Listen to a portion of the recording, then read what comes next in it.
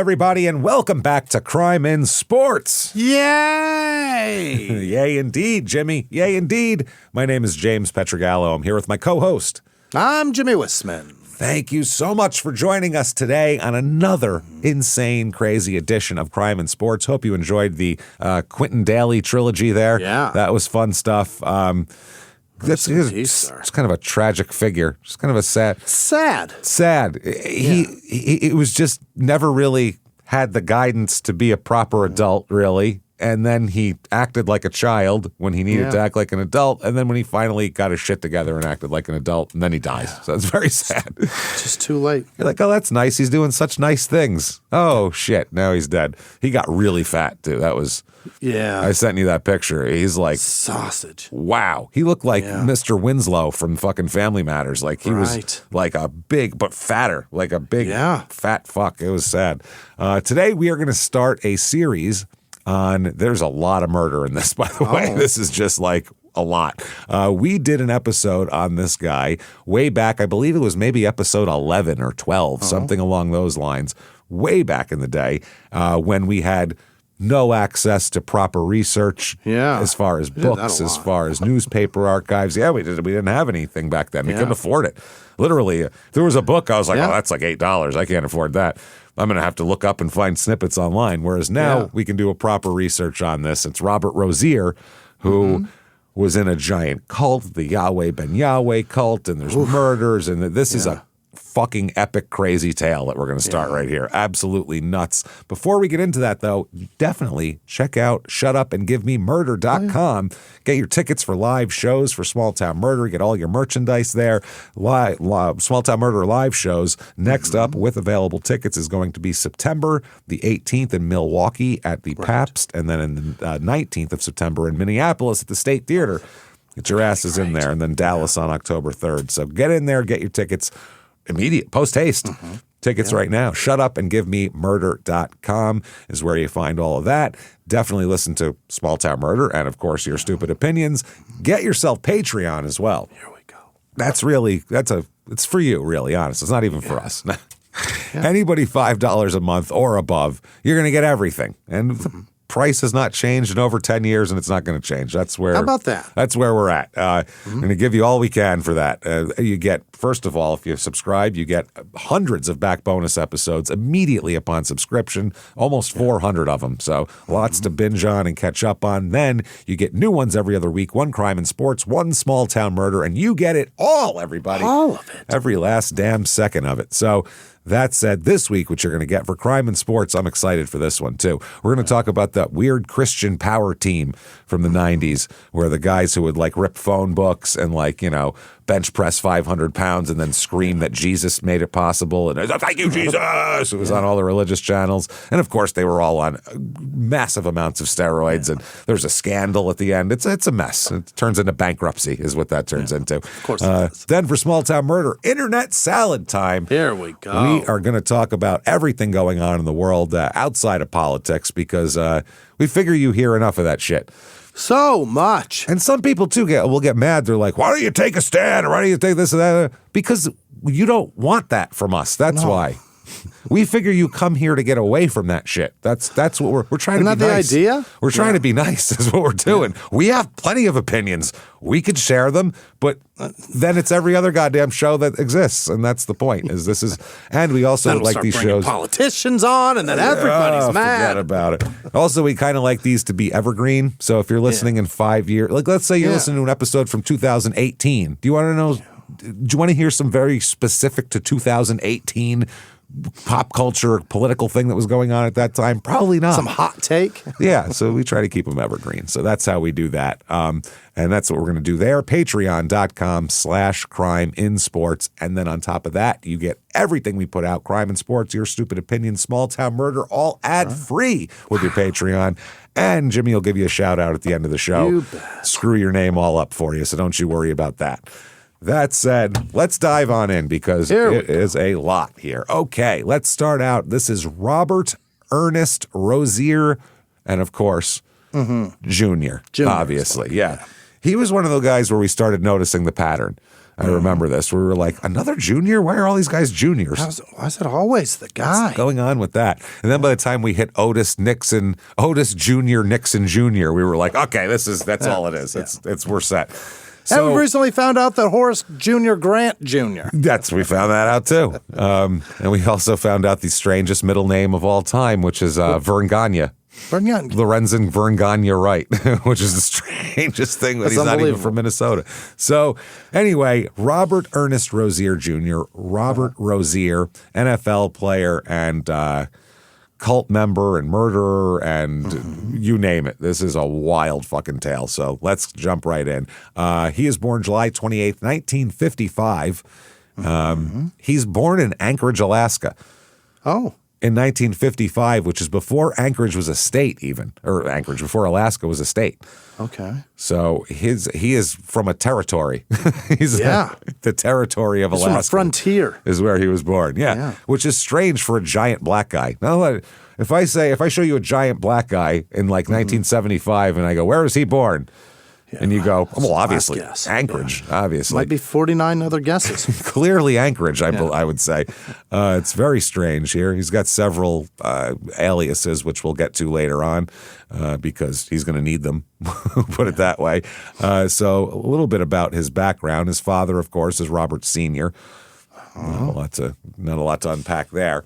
So he's born in Anchorage, but grew up in California. Everybody, that's a wild choice. Yeah, he's an Air Force kid.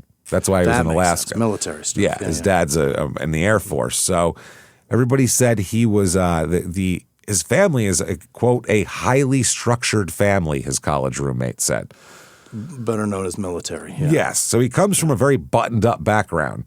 Yeah. So this isn't like a lot of our guys. It's like, oh, well, yeah, his dad took off when he was a year old and his mom had like 4 jobs and, she was also selling crack on the side. So, he was able to run the streets at night all by himself and joined a gang at 6. This is none of that shit. This is a structured Air Force military family, probably cared about school and grades and likely, keeping the corners crisp on the bed and all that kind of shit. So people also said that he was quiet and a bit standoffish as well.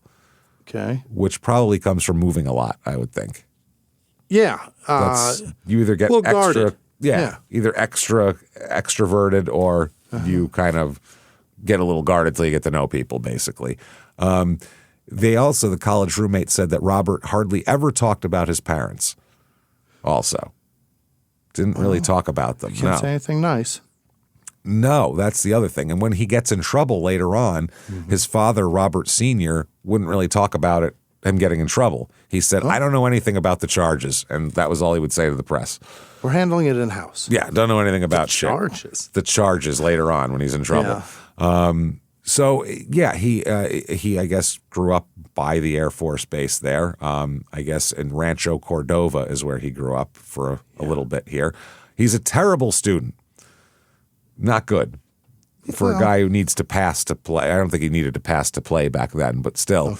Okay. He had a 1.32 average in high school. Attaboy. Which is in the D range. That's a D. Which, honestly, I don't think mine was a lot different. Yeah. It really wasn't, probably. I had They gave me a diploma with that shit, James. I had like 2 subjects I got like hundreds in. Like perfect, and then I got everything else. It's like, well, I don't care about that. I'm not doing that, and I just didn't do it. So that's kind of how it worked. I was interested in social studies. I got a D, and I was like, I'll take it. Oh, if I got a D in like math, I was like, fucking yes. 66, that's passing, baby. Yeah. Yes, yeah. I didn't care. I got a couple of C's. Yeah. And I was like, that gives me a pass on a couple of assignments. Yeah, dude. I knew I wasn't going to be anything that had to do with advanced mathematics. That wasn't going to be anything I was interested in, so who cares, I was really good at math until I found out that you didn't have to have 4 credits of it to graduate high school. You only had to have 3. Yeah. So I took the 2 hard ones my first 2 years, and then the third one I skipped junior. Then my senior year I took consumer math, which was learning how to balance a checkbook. Is that like checkbooks and and adding budgets? If this is a cup and 3/4 of rice. Now here's an 1/8 a cup of rice. Yeah. How much do you have? I'm telling you, I've said it before and I'll say it again. If I knew what I know now about how my life would have went, I would have done even less in high school. I would have done even less if I knew. I didn't think it mattered at all, and then I found out how even less than that it mattered in my life. It didn't matter at all. I've never been asked for a diploma for anything or anything like that. Nothing. Yeah, I mean, I think on a job application or any application, when they say what's the highest grade level you've accomplished, if you say 12th, they just take your word on it. They're not going to go, we have to break that diploma out, chief. You know, that's not going to happen. I've never been asked to prove it. Nope. I mean, no. If you say you graduated from Yale, they might ask you to prove it. Yeah. If you say I graduated from fucking Shadow Mountain High School, they go, sure you did. I'll go, probably. All right. Who cares? Yeah. I'll bet he did. That's funny. His high school, this is crazy. His high school's athletic director said this about Robert. This is the athletic director. He's in charge of all the sports. He That's said the guy, yeah. He wasn't the kind of guy you'd want to take home and meet your daughter. So that's a... What's that mean? Wouldn't want your daughter going out with this guy. Kind of a scumbag is what I get out of that. But the director of sports it's like, said that about you. That's not a great guy. No. Yeah.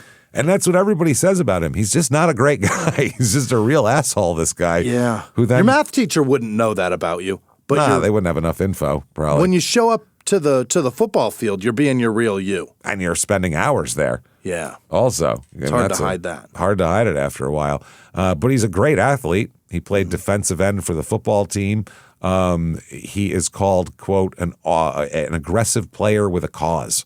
Somebody called him there. Yeah. So he's 6'4", 240. Goddamn. Big guy. High school? He has a great vertical jump. It can't be this. They must have fucked this up. What does it say? Okay, that's this. I guess he did track and field. They say, quote, he could high jump. This is in the newspaper. High jump 6 feet 7 inches. Okay. So 3 inches? 6 feet 7 inches. Oh, okay. Off the ground. And vertical jump 10 feet, which I'm like, I think of basketball and, combine vertical leap is, your vertical's 40 inches is pretty goddamn good. You know what I mean? So I'm like 10 feet. That's crazy. But I think that's a different thing. 4'7" in the 40, which for a big defensive lineman is still not bad. And in the 70s, it was great. That was amazing. And he bench pressed 375 pounds. This is in high school. Wow. This is a big, strong fucking kid. Real big and strong. Oh my God. I have January 5th, 1972 from the Sacramento Union, because he grew up outside of Sacramento here, talking about him playing basketball as well. In this particular game, he only has scored 4 points, where Cordova beat, who the hell is this? Casa Robel, 70-55. Then there's all sorts of him in these lineups for not only football, but for basketball, for track and field. Like, he just played every sport. He's in this one of his younger years here, before he's a senior, he's only listed at 6'2", 200 pounds. So he grew over high school a lot too, which is kind of neat, I guess, here. There's a lot of I have a lot of articles about him, being an effective football player in high school, just killing it. They said Connors picked up 7, and fullback Robert Rozier carried 3 tacklers to the 2. Wow. So he was going both ways, too. He's playing defensive end and fullback, which is pretty impressive, actually. Then there's a little bit of a problem. This is when things start to come out. July 31st, 1974, from the Sacramento Bee. And basically, he and another player don't show up for the All-Star game. For high school? For high school. They just ghost the All-Star game, which is not real smart. So they say the case of the missing Cordova football players, halfback Rod Connors and defensive end Bob Rozier, from the Sacramento County roster for the 18th annual Optimist All-Star Game has been solved. Okay, let's find out where they were. Where did they go? Connors, an All-Superior California selection and an All-American pick by 2 publications, decided to stay home and work rather than report to the team's University of California at Davis training camp. Rozier, an all-metropolitan area choice, became ineligible by not graduating from high school in June. Uh-oh. That's his problem. Yeah. One just didn't do it, but he can't do it. Robert isn't allowed. See, I had a D average, but it's because I had a D in everything. He's got a D average, but he's failing a couple shit. of things. Yeah. And who knows if he picked up all his credits he needed or, we don't know here. He's not going to graduate. No, they said that the game director was surprised when neither star appeared in Davis Monday morning and sent out a search party led by a Cordova athletic director, Guy Anderson, the same guy who wouldn't want to take Robert home to his daughter. Right. Anderson informed them of Rozier's status immediately, but a trip to the Connors residence found the Cordova star asleep. This is great. Rod said he couldn't play due to personal reasons, said Anderson. He has to pay off the costs of a recent automobile accident. I don't know where he's working, but he trailed off. So, yeah, they don't know. So anyway, he can't play because didn't graduate. Right. So he was recruited, though, here for football by UC Berkeley recruited him. Is that right? Which is a really exceedingly good school, by the way, as far as academics go. Education, yeah. You have to really... You got to be not a D average. Not a D average at all to get in there. Then again, Jason Kidd went there, and he's a fucking moron. He's kind of dumb. He's not kind of dumb. He thinks it's okay to hit women. Yeah, and that's even the tip of his dumb iceberg. That's the pinnacle of his knowledge. Yeah. We did an episode on him. He's fucking dumb. So we were like, they don't give a shit if you're dumb if you can play sports up there. Athletic prowess, yeah. They don't fucking care. So he was recruited there. His teammate said that Rozier was the best athlete on the team. He ended up having to go to Grays Harbor College. I've never heard of that. Grays Harbor. Grays Harbor. That sounds really nice, doesn't it? That sounds scenic and sounds like you're going to have fun, shirt off in the sun with chicks in bikinis all around. That sounds great. Grays Harbor. Sounds like it's in like fucking Nova Scotia or something. That sounds awful. Or some shitty enclave of Washington where it literally never sun shines. Never sun shines. It rains 366 days a year. Or some like depressing Irish town somewhere. Going to Grays Harbor College. It's awful. So anyway, he was the best athlete on the team though, because he should have been in a real program. They said it seemed like, this is from the Sacramento Bee, seemed like just about every college in America was interested in recruiting Rozier until they found out that he never bothered to get a high school diploma. Oh, boy. Like, he can't even do that minimum amount to be able to take the next step. Like, that doesn't show very good Not good foresight at all here. They said, quote, this is the coach at Grays Harbor Junior College in, where is it, Jimmy? Aberdeen, Washington. Some shitty enclave of Washington. Pow. Where there's never any sunshine. Isn't that where fucking Kurt Cobain is from that made him so depressed? I think it's where he shot himself, yeah. I thought he shot himself in that house in Seattle. Was it not in Aberdeen? We found out that neighborhood he was in, remember? Oh, it's still in, okay, that's in I thought that's what it was, but he's from, he's from Aberdeen. From Aberdeen. Aberdeen's slogan is come as you are. Yeah, no, it's come as you are and then kill yourself in a very sad little room because this is sad. Go be somewhere else. Go be somewhere else. So, yeah. Now, this coach said they dropped him like a hot spud. Okay. Potato, spud. Hot potato. When Cordova... hot spud. When Cordova refused him a diploma, Rozier was outraged. To be eligible for NCAA football, he needed a diploma, so he enrolled at Grays Harbor, where... the coach, I think that's the coach said he was, quote, spoon-fed Mickey Mouse courses. Jesus, man. They said before Rozier got his degree, someone from the University of California at Berkeley, quote, snuck him off the campus. He got rifled out. He must have had a sugar daddy. That's what the coach says. Okay. Apparently he was... Learned what a cup and 3/4 rice plus 1/4 cup rice equals. I don't know what this coach is talking about. I don't know. Imagine sitting in this, like being a player on this guy's team, and he's like, listen, everybody. Now, when you get in there, what I want you to do is you're going to need, now, pay attention, everybody, now. Hear me out. You're going to need to hit the dipstick when you're in there. Now, I'm not saying that that's an easy thing to do, but your dipstick's going to have to be sort of aligned with the chakra of a lizard. Now, all I'm saying with that, but what the fuck are you talking about? Yeah. What is happening right now with you? What are we doing? Or we'll kick you out of here like a hot tot. What are you yelling? A hot spot. A hot spot. We'll kick you out of here like an onion ring that done fell on the floor. You're like, what are you talking about? Why? Snuck him off campus. Throw you out of here faster than a dog licks his worm-infested asshole. Oh, you know it. At least that makes sense, though. Yeah. This one makes no sense. He got rifled out. He must have had a sugar daddy. Okay. Maybe he had somebody looking out for him, I guess. He had is what somebody means? in the school that was willing to overlook his shortcomings to get him on the football team.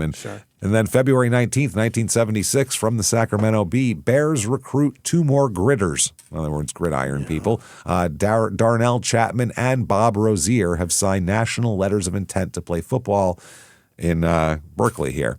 Nice. So Rozier, who prepped at Cordova before attending Grace Harbor College in Washington, is a defensive end prospect. Prepped at Cordova? Is Cordova a prep school, or is it just a... It's Cordova High School, yeah. I don't think it's a prep school. I think just, what are we doing?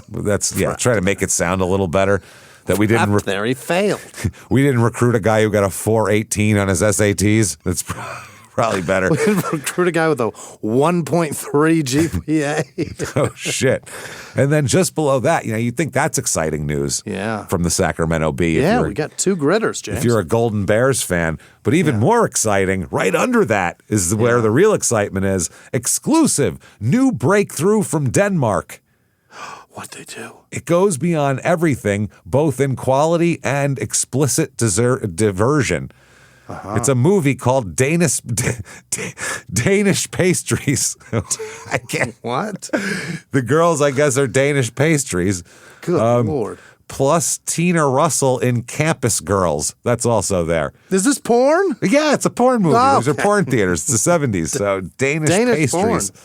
Danish porn, and then Campus Girls, if you're just into that. And also held over the first real breakthrough in Oriental bondage, everybody. Held over. Finally, the Orientals learned bondage. Now I can rest. Fuck. God damn it.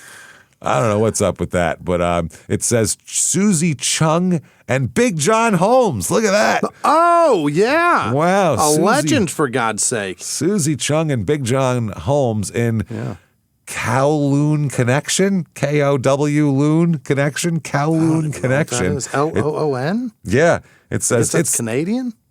I think it's something Asian. Kowloon. Oh, yeah. Maybe that is. Yeah. Yeah.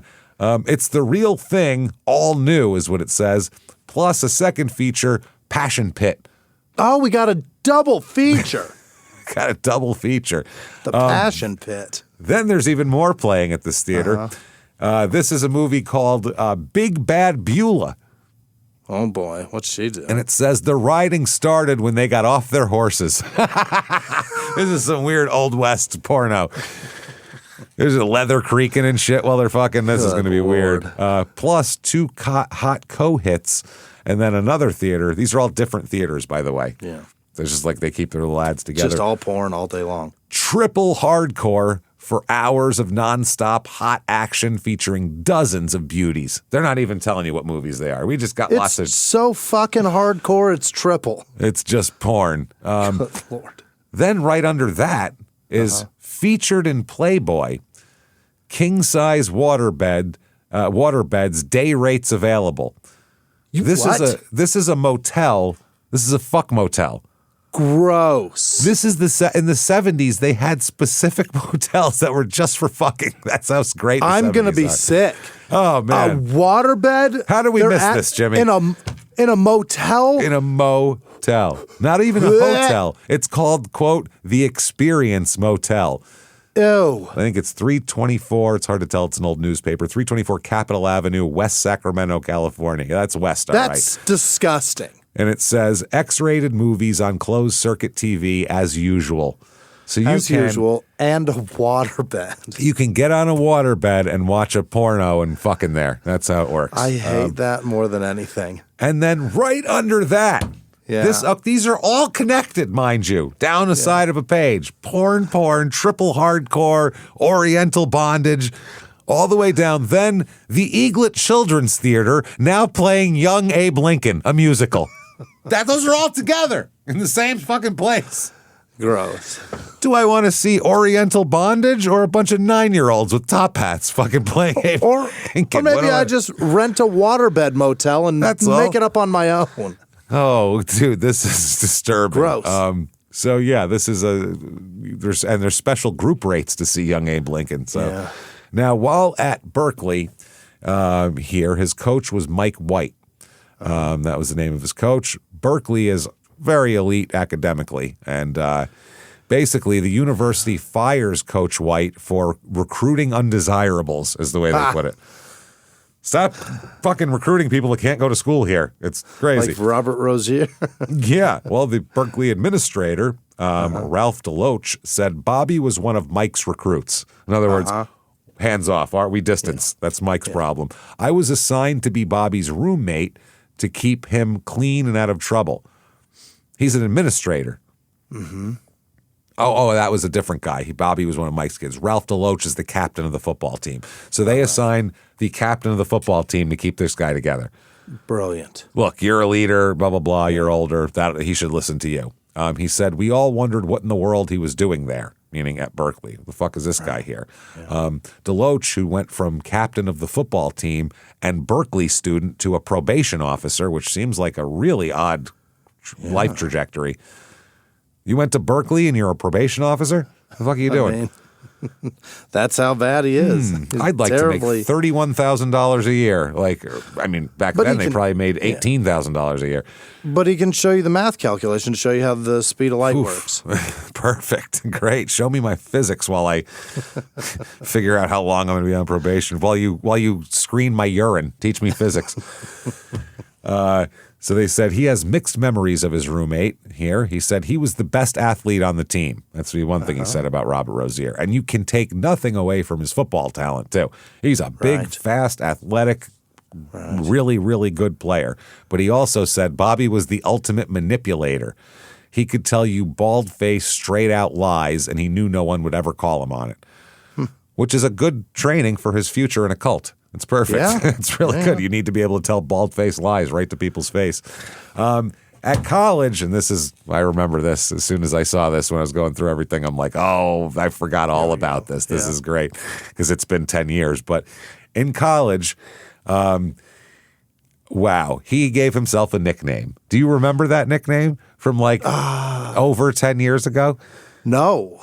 It's amazing. Is it... it's the best nickname to give racist? Yourself. If you gave it to him, yes. If you called him this, I don't no good. Call him that. Yeah. But he can call it the Gorilla Pimp. Right.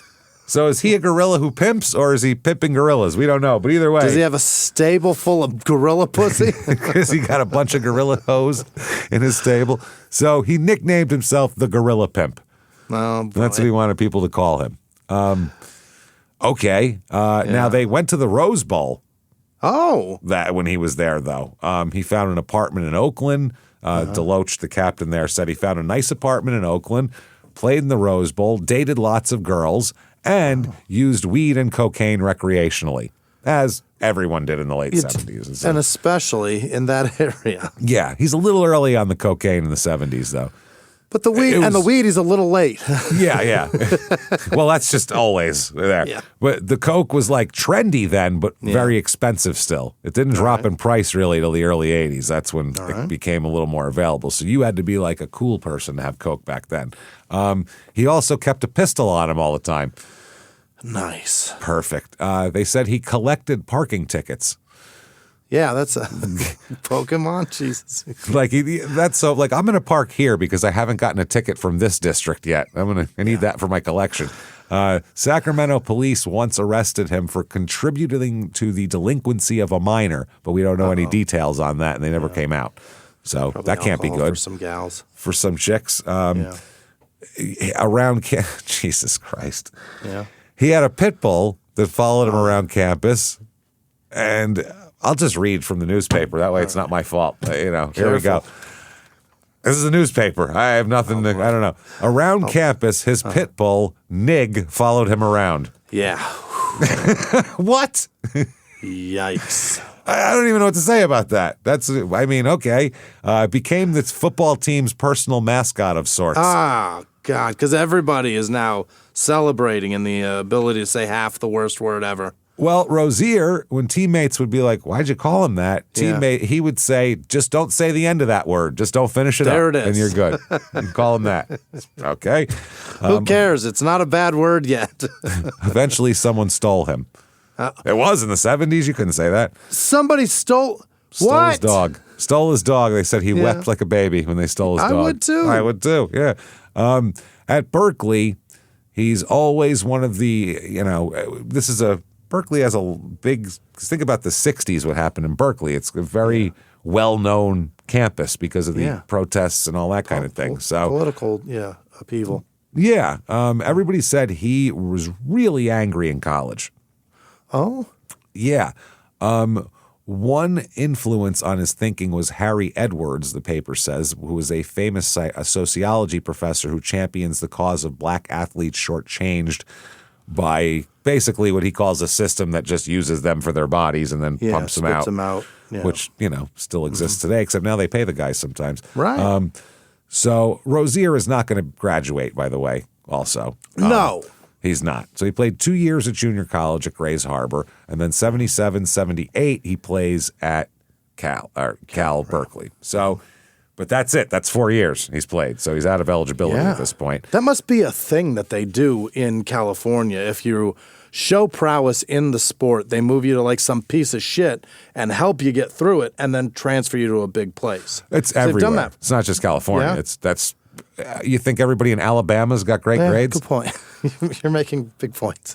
Down there, they just give the kids the grades so they can play football. You gotta let them play football. It's the same thing. That's all that's important. They don't give a fuck down there. It's the same thing. It's everywhere with the athletes. It's gross. That's what they do.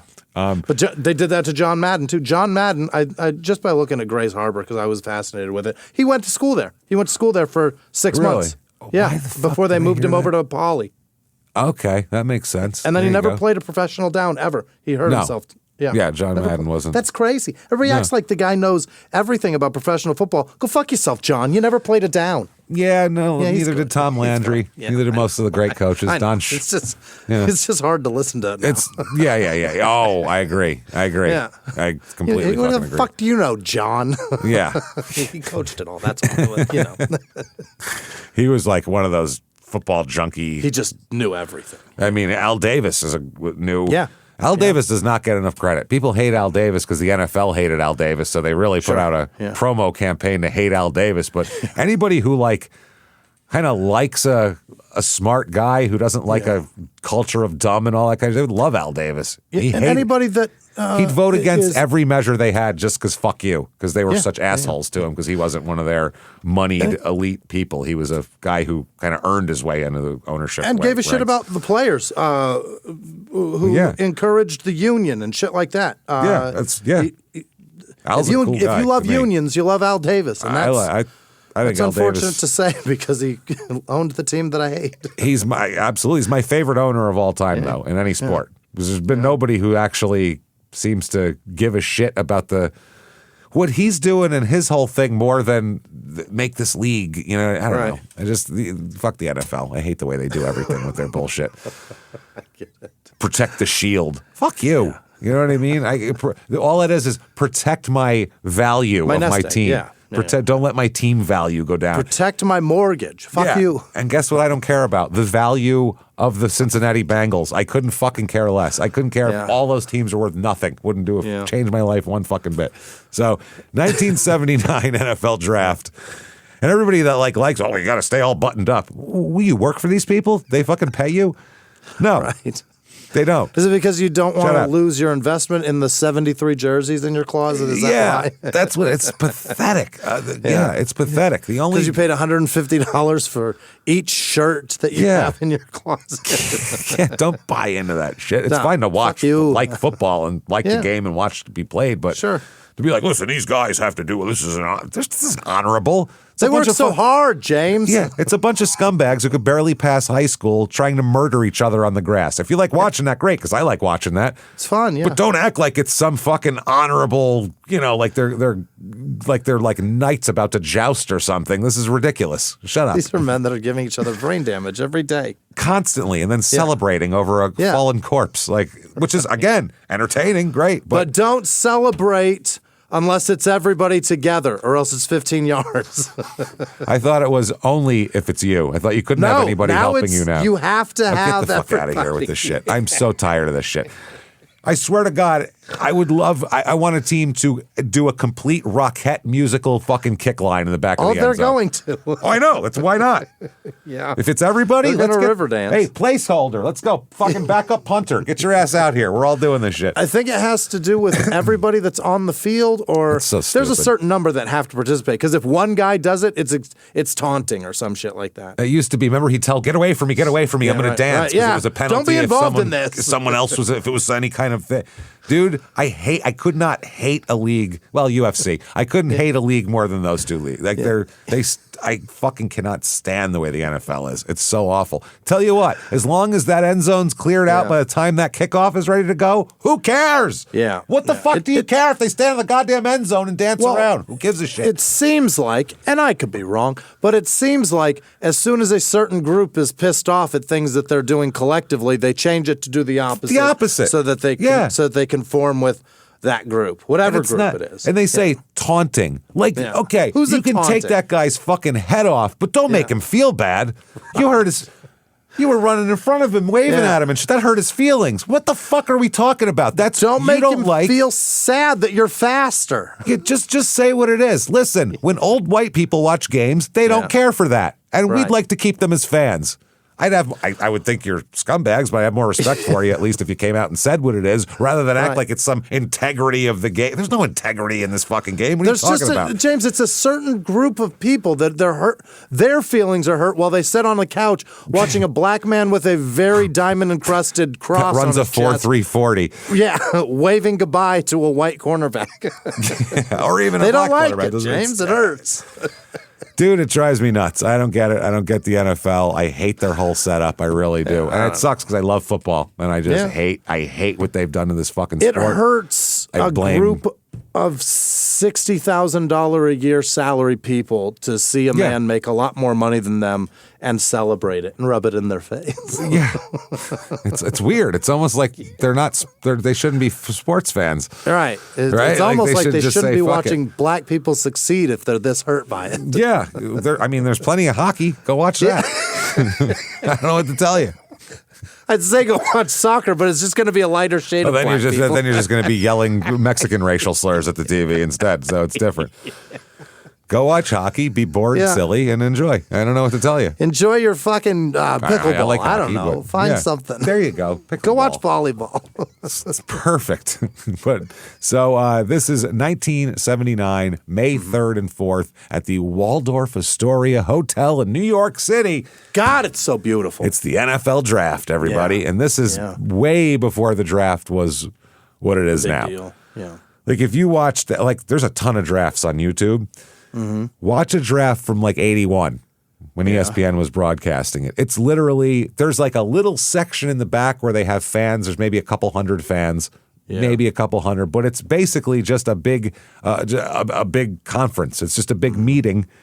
They all sit around. It's real casual. They hand the ticket off. Pete Rozelle goes up, man, they picked this guy here. And then they, Chris Berman and Mel Kiper, because he was around then. Sure. And the other guy, Axelrod or whatever the fuck his name was, they all, well, I think it's a great choice. I don't know. Blah, blah, blah, blah. They don't show tons of highlight packages. They don't tell this guy's life story about how his little brother died in the fire when he was 4. They don't do any of that shit. It's just, I think he could help the Raiders on the defensive line.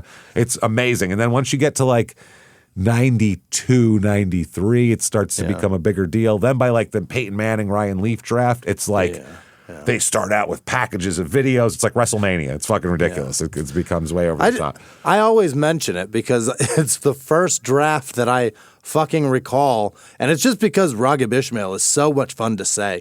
But it feels like that's about the time, whenever he was drafted, that the draft 92, started to matter 93. to me. Yeah. Yeah, well, that's when you were probably 14 years old. So, that's when you kind of... And there was so much hype around that guy. Yeah. And the Rocket was such a cool name, and it rhymes so easily with his name. And he was going to sign in Canada for all that money. Remember that? That was a big deal. Is he even going to fucking play in the U.S., this guy? Or is anyone going to draft him? And the Cowboys wanted him, and they were trying to make a deal. Jets wanted him. And then he ended up getting hurt, right?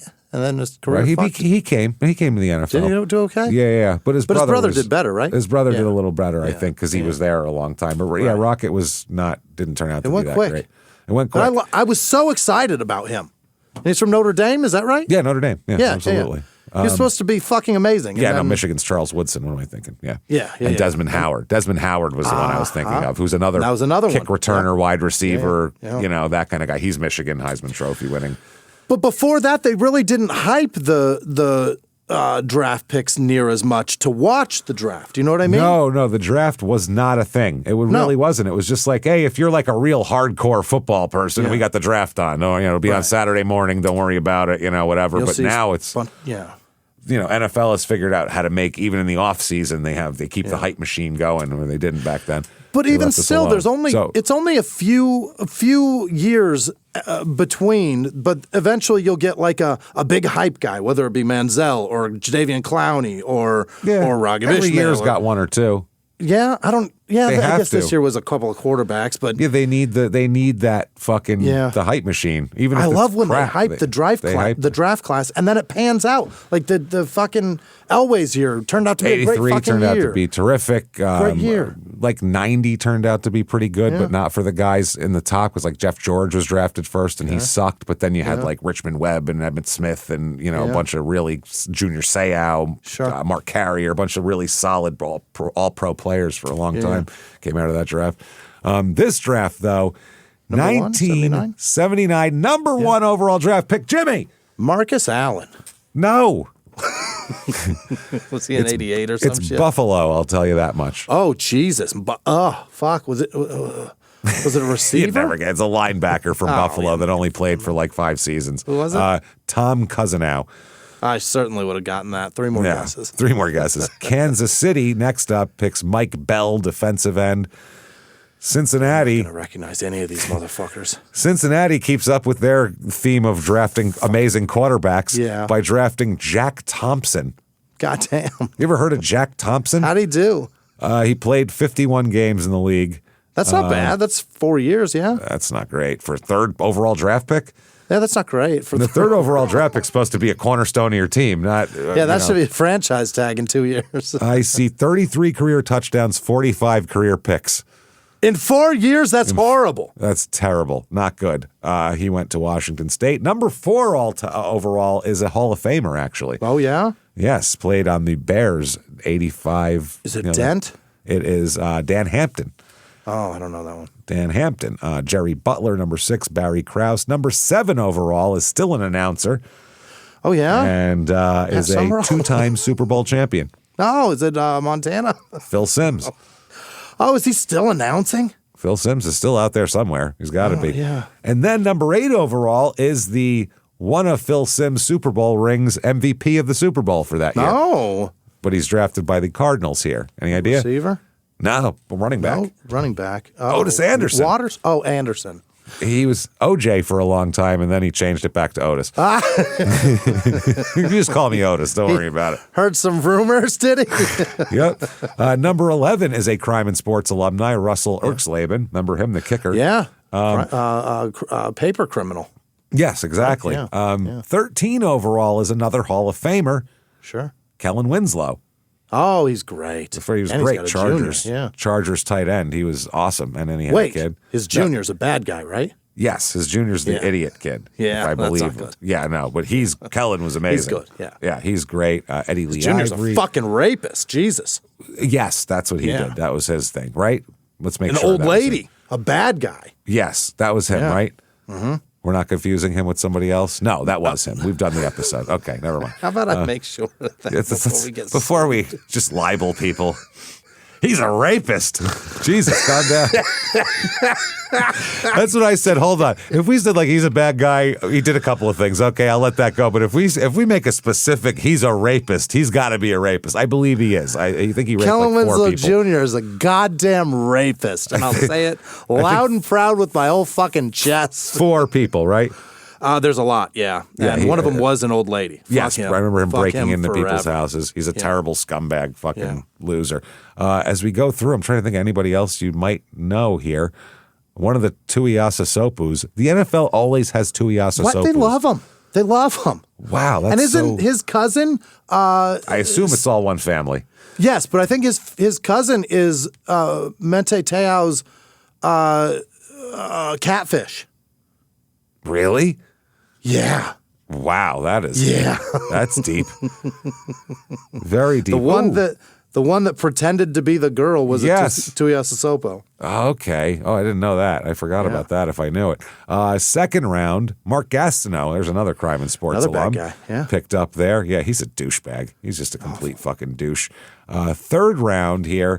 Okay, there is one Hall of Famer in the third round. Oh. You know who that is? 79? 79. I wouldn't. You've said his name already. Guess. Does he play for Cincy? You've said his name already today. Oh, have I? Yep. Shit. I've said so many names. Joe Montana. Who was Joe it? Montana. Oh, really? And last pick of the third round. Third round? Yep. Great pick by what Bill a Walsh steal. there. Yep. They picked him up out of Notre Dame. Literally everybody could have had him. Anybody. Yeah, anybody could have had him. He was kind of a... But he was not very durable, I think, was the problem, and doesn't have a huge arm. So they were like, they didn't realize he'd be the most accurate passer and do everything. Yeah, forever. You know, his timing is perfect. He was a very, he broke a lot. Yeah, yeah. When he broke, he was broken. Like broken. You dropped a grandfather clock and the cuckoo bird fell out. Like he was, Jim Burt in the 86 playoffs, broke him when he hit him and he flew and landed like with his feet over his head in a pile. It looked like he didn't even look like a human. It looked like you just threw a doll out of a car. Yeah. And then Leonard Marshall almost killed him in 1992. So. But he throws dimes. He can fucking throw. He throws. His timing is straight perfect. Darts. It's perfect. And then also having Jerry Rice didn't hurt, but he had 2 Super Bowls before Rice even got there. So. He also had great. He had a great tight good end. line, He had, great coaching, good running back. Great defense. He had fucking Roger Craig back there. Yeah, Ronnie Lott in the defense. Yep. So May. Oh wait, I forgot to do fucking ninth round. Where was he? Yeah, ninth round. Ninth round, pick number 228 is Robert Rozier for the St. Louis Cardinals. How about that? Who were known as, and still are known as, the cheapest organization in all of football. Yeah, they're the least valuable team in the NFL. Yeah, nobody wanted to play for them. Yeah, they were a fucking joke because even when they they're never in St. wanted Louis, to pay. huh? The same ownership, still the Bidwells. Bidwell's on the bottom. They can move. They're still cheap as fuck, those people. Number 10th round, right after him, a little bit, is Dwight Clark, who caught that catch to Joe Montana and Dwight Clark in the back of the end zone there. The catch, that one. All right. They were picked in the same draft. Yeah. Wow. Came up together. May 5th, 1979, big article in the Berkeley Gazette, Rozier drafted by Cards. He joined fellow defensive end Ralph DeLoach as the only California football players chosen in the National Football League draft. Oh. Interesting here. So he was selected there. Where's the other guy? I don't know. Doesn't matter. Okay. So right under that. Yeah. Wow. There is a political ad. Oh, you're very excited about it. You said, wow. Well, it really sounds like it belongs in the Oriental bondage section or something here. Great. It says paid political advertisement. Shirley Black is backing Hyman Wong. Is he? Gee. Okay. I'm voting for Hyman Wong myself here. So there you go. Right under this, June 17th, 1979, they say Ramson and Rozier are ready to roll. Great. They say, this is from the article, they say opposites attract. In the case of longtime buddies, Eason Ramson, a serious veteran, and Bob Rozier, a happy-go-lucky rookie, no one's ever described him as happy or... Go lucky. Never. Never, never, never. They always describe him as grumpy and sullen. I think that was a joke that they. No, he wrote that and he was like, ha ha. I think this reporter met him for 3 minutes and he had a smile on his face. He's like, happy-go-lucky rookie. Write that down. He was drafted. Of course, he's smiling. Yeah, they said there's a chance their mutual admiration society will get the supreme test head on. The time may come when the Sacramentans will be matched one-on-one when Coach Bud Wilkinson begins drilling his St. Louis Cardinals next month. Ramson has dropped 25 pounds to 235 to regain his tight end quickness. Rozier weighs the same and might have to do some bulking up to make the squad as a defensive end. Yeah, if you're a 10th round draft pick, there's no guarantee you're making shit. No. Yeah. There's nearly a quarter of a ton lined up on opposite sides of the line of scrimmage. If it does happen, it won't be the first time. After Ramson starred at Christian Brothers and Rozier at Cordova, the former played at Washington State while the latter did his thing at California. So they say buddies to the core they are until the ball is hiked. You bet. They say sitting in the Sacramento State University weight room after a session at Leland Glass's football camp, the talented duo talked about what has been behind and what is ahead of them. Asked what the most difficult adjustment for him to make last season when he was called to replace an injured J.V. Kane, Ramson said, that was learning to sing in front of the vets when I was in Green Bay. They don't allow all alma maters, the top 40 only. Now, explanation of what that it means. Not that it matters to the story, but you might. Back in the day, in football camps, I don't know if they still do it now, but like I've read several books. Like Jerry Kramer was I think he's a Hall of Fame guard for the Packers that played all through their dynasty years of the 60s. And he wrote a diary of the 1966 season. It's fucking awesome, by the way. To get a window into what it was like to be in the NFL in the 60s. Yeah. When they were still regular guys. Right. Like they were still regular. Like all of his shit's all worried about bills and like regular guys. And I talked to this guy who was a fan, and turns out he has this business. And they were regular people. They weren't like, ew, get away from me, peasants. So what they would do is they make the rookies have a talent show, which I know they still do with a lot of teams. But their talent show with Green Bay was you have to sing. It doesn't matter what your real talent is. You're singing. No, you're singing a whole song in front of the whole team. It's team building. You're going to get up on top of the fucking cafeteria table and you're going to sing for everybody. Awesome. And when you're called upon to sing, you have to sing. So back in the day, they used to do their alma mater's fight song. That's what they had to sing. So they had to know their alma mater's fight song and learn it. But by the 70s here, they have taken that off the table where you're not allowed to sing your fight song. You have to sing a fucking pop song. Yeah. You have to go out there. In love after love. Yeah, you have to go out there and sing night moves. Like that's what you have to do. Let's go. Just crazy. They said after practice and before dinner, I spent more time learning songs than I did reading my playbook. I couldn't grasp that. How will Rozier react to hazing? He said, quote, singing is my favorite pastime. I'll let the vets judge my talent. I'll just belt them out. Okay. If you're not shy, who gives a shit? That's the thing. Who gives a shit, yeah. This is to bring shy guys out of their shell. The guys that aren't shy, they go up there and fucking do a whole show. Just they don't do it. care. Yeah, do it up. Get some wide receiver. They don't give a shit. Ramson said Cardinal rookies don't have to pay their dues like we did in Green Bay. He said the vets made us get up from the table and go get their food during dinner, carry their shoulder pads off the field and get them sodas. They'd put us at the end of the lines during drills so they could look good for the coaches. The guys who did things like that most were Willie Buchanan, Johnny Gray, and Steve Luke. Rozier said, I feel there are certain things expected of me, just like when I was at Cal. The vets had to go through it to be broken in and made to feel like they fit in. No problem. I'm not going to be misused. I'll respect them as long as they show me on the field they deserve respect. Okay. The Ramson guy, they asked him, will you haze the rookies? And he said, heck yes. In minicamp, I yelled across the dining room to Bob and told him to bring me a soda and some food. He yelled back, here, catch. Uh-oh. He could do that because he knew I was kidding. Oh. Because he said they don't really do that here. After being cut by Packer coach Bart Starr, who, yes, Bart Starr was coach of the Packers in the 70s for a while, and finding a home in St. Louis, Ramson said what impressed him most was the caliber of athletes. He explained when he was a collegian, you could relax some weeks because you knew the player opposite you wasn't too good. There's nobody like that in the NFL.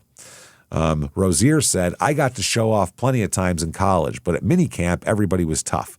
You couldn't try sneaky tricks or shortcuts. What impressed me was everyone using his talent to the fullest. He said, the coach told me, if it works, use it.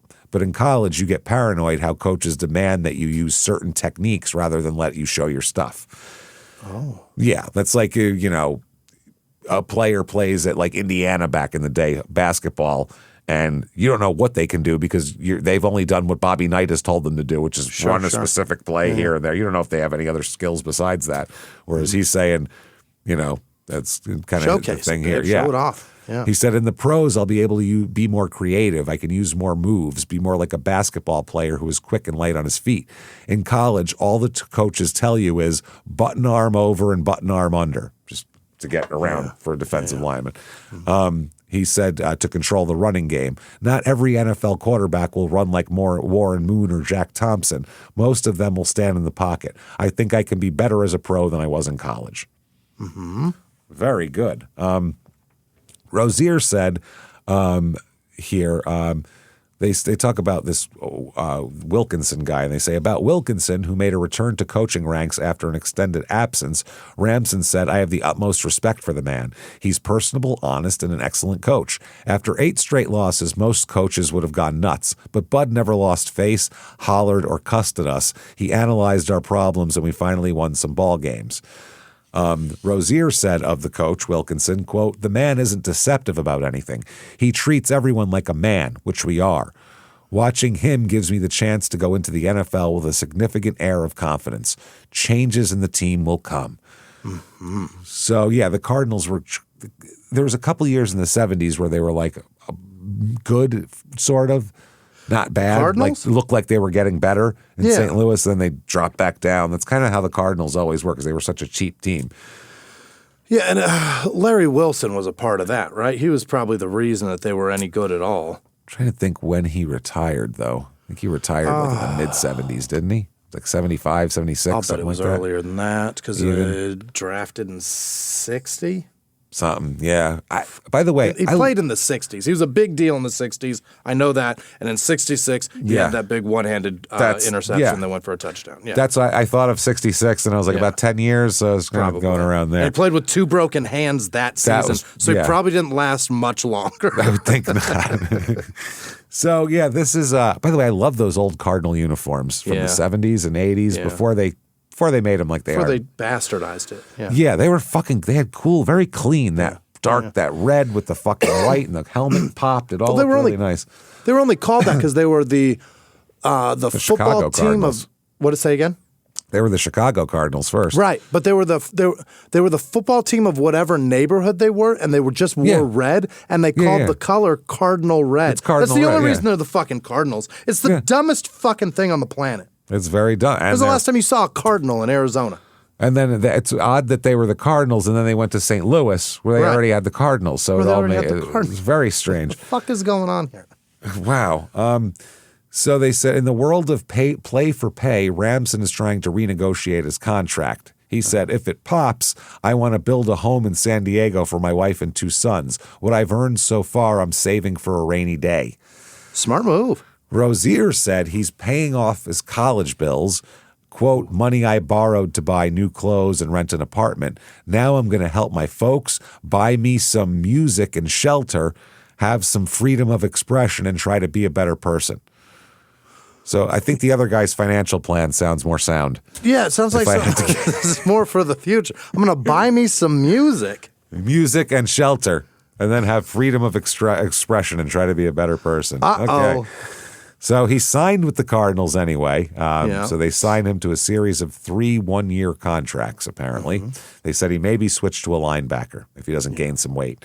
So the 79 Cardinals, here we go. They are 5-11. Ooh-wee, and they will be that way for 40 fucking years. Long time. This is Bud Wilkinson gets shit canned, and Coach Larry Wilson comes in. So he certainly was done playing by now. Interim coach, Yeah, interim coach here. He goes 2-1 with them, actually. He wasn't great. No. By the way, on this team, the quarterback, Jim Hart was their big guy. Jim Hart was a good quarterback. Really? There's a few 70s quarterbacks that don't get any credit because the 70s, one of the most annoying things that I see all the time is people being like, well, I mean, Joe Namath wasn't very good, or look at their stats. Look at the guy's stats now. Yeah. You were allowed to pass interfere until like 77. Literally allowed to pass interfere. Yeah, it was like Blitz, the NFL game. That like goofy one that was like cartoony. Yeah, where you could like blast a guy into a brick wall before. That was the real league. That was it for a minute. So a quarterback to have a 50% completion percentage was good because A, they could murder you in the backfield, and then B, they could clothesline your receiver before the ball got there. So and if he did catch the ball, to actually make a football move and possess it before somebody hit him, good luck. That's you didn't have that kind of time. No, you were allowed to just hit people as hard as you could. So there's a lot of good NFL quarterbacks from the 70s who get zero credit because their stats aren't whatever. Or, they'll let like Terry Bradshaw go because he won a bunch of Super Bowls, or Fran Tarkenton because he was in them, or Ken Stabler because he's the snake and all that. But like guys like Jim Hart was a good quarterback with the Cardinals. Burt Young with the Colts was a very good quarterback that gets – you don't even know who he is, do you? Right. No. Exactly. So that's what I mean. Jim Hart, same thing. They also had Pietragallo on this team as well. Wow. Who's that? Steve Pietragallo, quarterback. Just a funny name that always stuck out to me here. This team, Otis Anderson's on this team, and Christ, he's an all-pro and almost an MVP too. Not bad. 5-11. He's the only guys that did a fucking thing for him. He's fucking great. Only a couple Pro Bowlers on the team here. Oh, Mel Gray was on that team too. He was really good. September 19th, 1979, St. Louis Post-Dispatch, Big Red wave Bob Rozier. So now he's waived. Oh. The Cardinals, they placed defensive. Goodbye. Bob Rozier on waivers here. So Rozier, they said his departure leaves the Cardinals with only 6 defensive linemen. Mm-hmm. So he's really not very good here. And 6 survivors from their 1979 draft, Otis Anderson. So Otis was a fucking rookie playing like that. Wow. All-Pro, Pro Bowl, 4th in Offensive Player of the Year voting, and Rookie of the Year. Otis was a beast. Doing that and just wasting a career in Arizona. I feel bad for like Devin Louis. Booker. Or St. Louis. Yeah, but with the St. Louis on that hard turf, too. Yeah. Fuck. That's brutal. That awful turf they had at Busch Stadium back in the day there and all that shit. Yeah, that's tough, wasting it. With just leaving it for Bidwell? Jesus. Gross. It really is. So anyway, that's what's going on there. October 9th, 1979, Cardinals re-signed Bob Rozier. Oh, we're going to take him back. We're going to take him back. We didn't mean it. He re-signed him, so they must have had an injury or something like that. Speaking of injuries, November 1st here, so this is less than a month later, here the St. Louis Cardinals acquire a Jets linebacker and put rookie defensive end Bob Rozier on the injured reserve list with a groin injury. Yeah. Ow, my groin. Yeah. Sorry, it just makes me think of The Simpsons. When I was a kid, every time on Madden, when somebody would be out for a groin pull, I'd be like, why is he pulling that?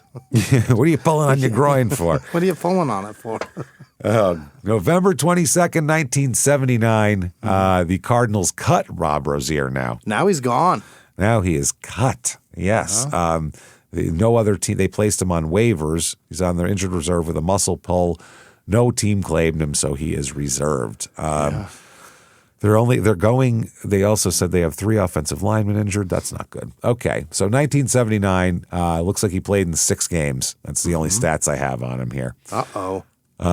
So the Cardinals later on, this is from a few years later, said they would like to forget about Robert Rozier. Oh.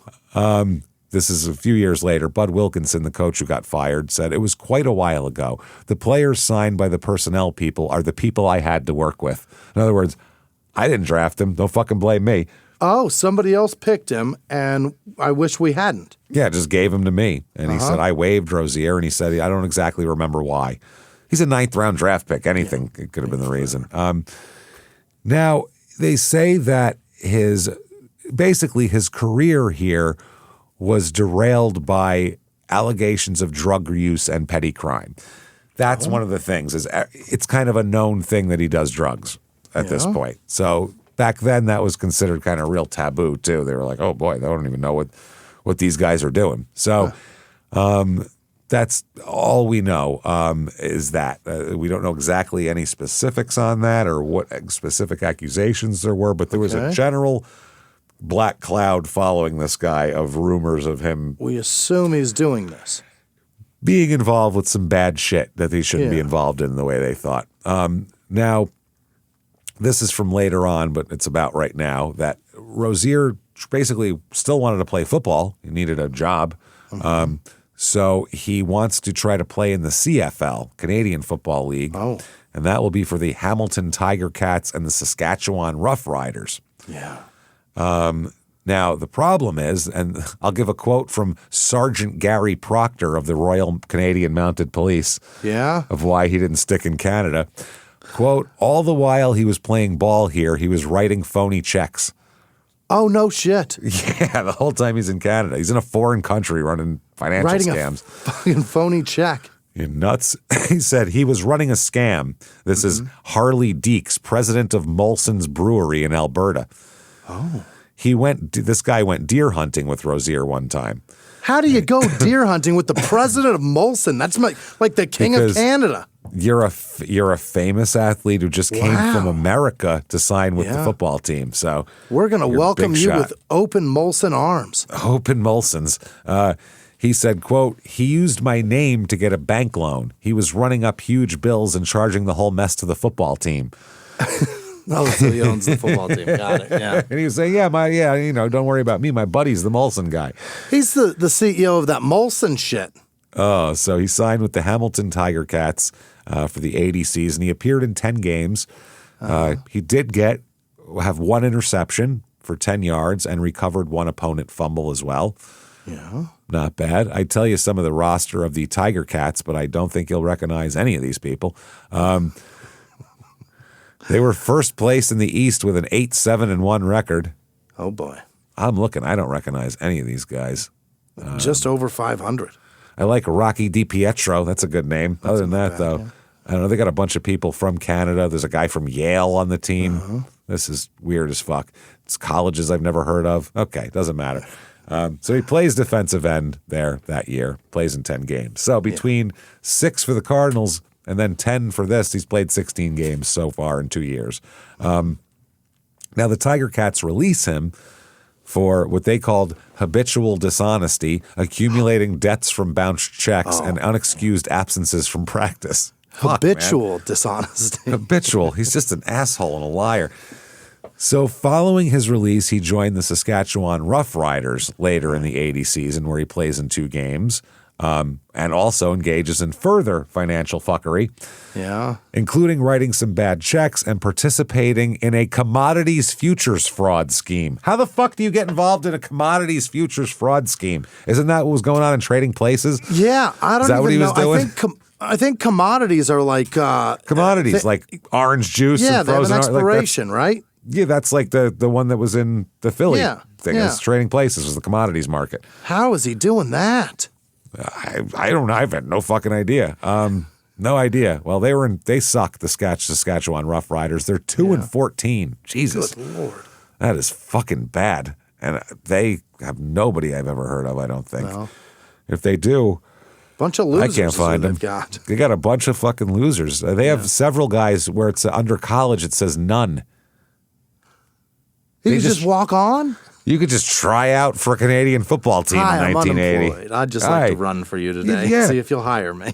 Yeah, you just show up with like your biggest snow boots and like a yak pelt wrapped around you and say you came in from the, from the Northwest Territory, and I think they're fine with it. They're like, okay. Promise not to take out any credit cards in your name. And they're like, all right, that's fair. I mean, there's several. None. There's about at least a dozen guys on the team who did not go to college to play football. Wow.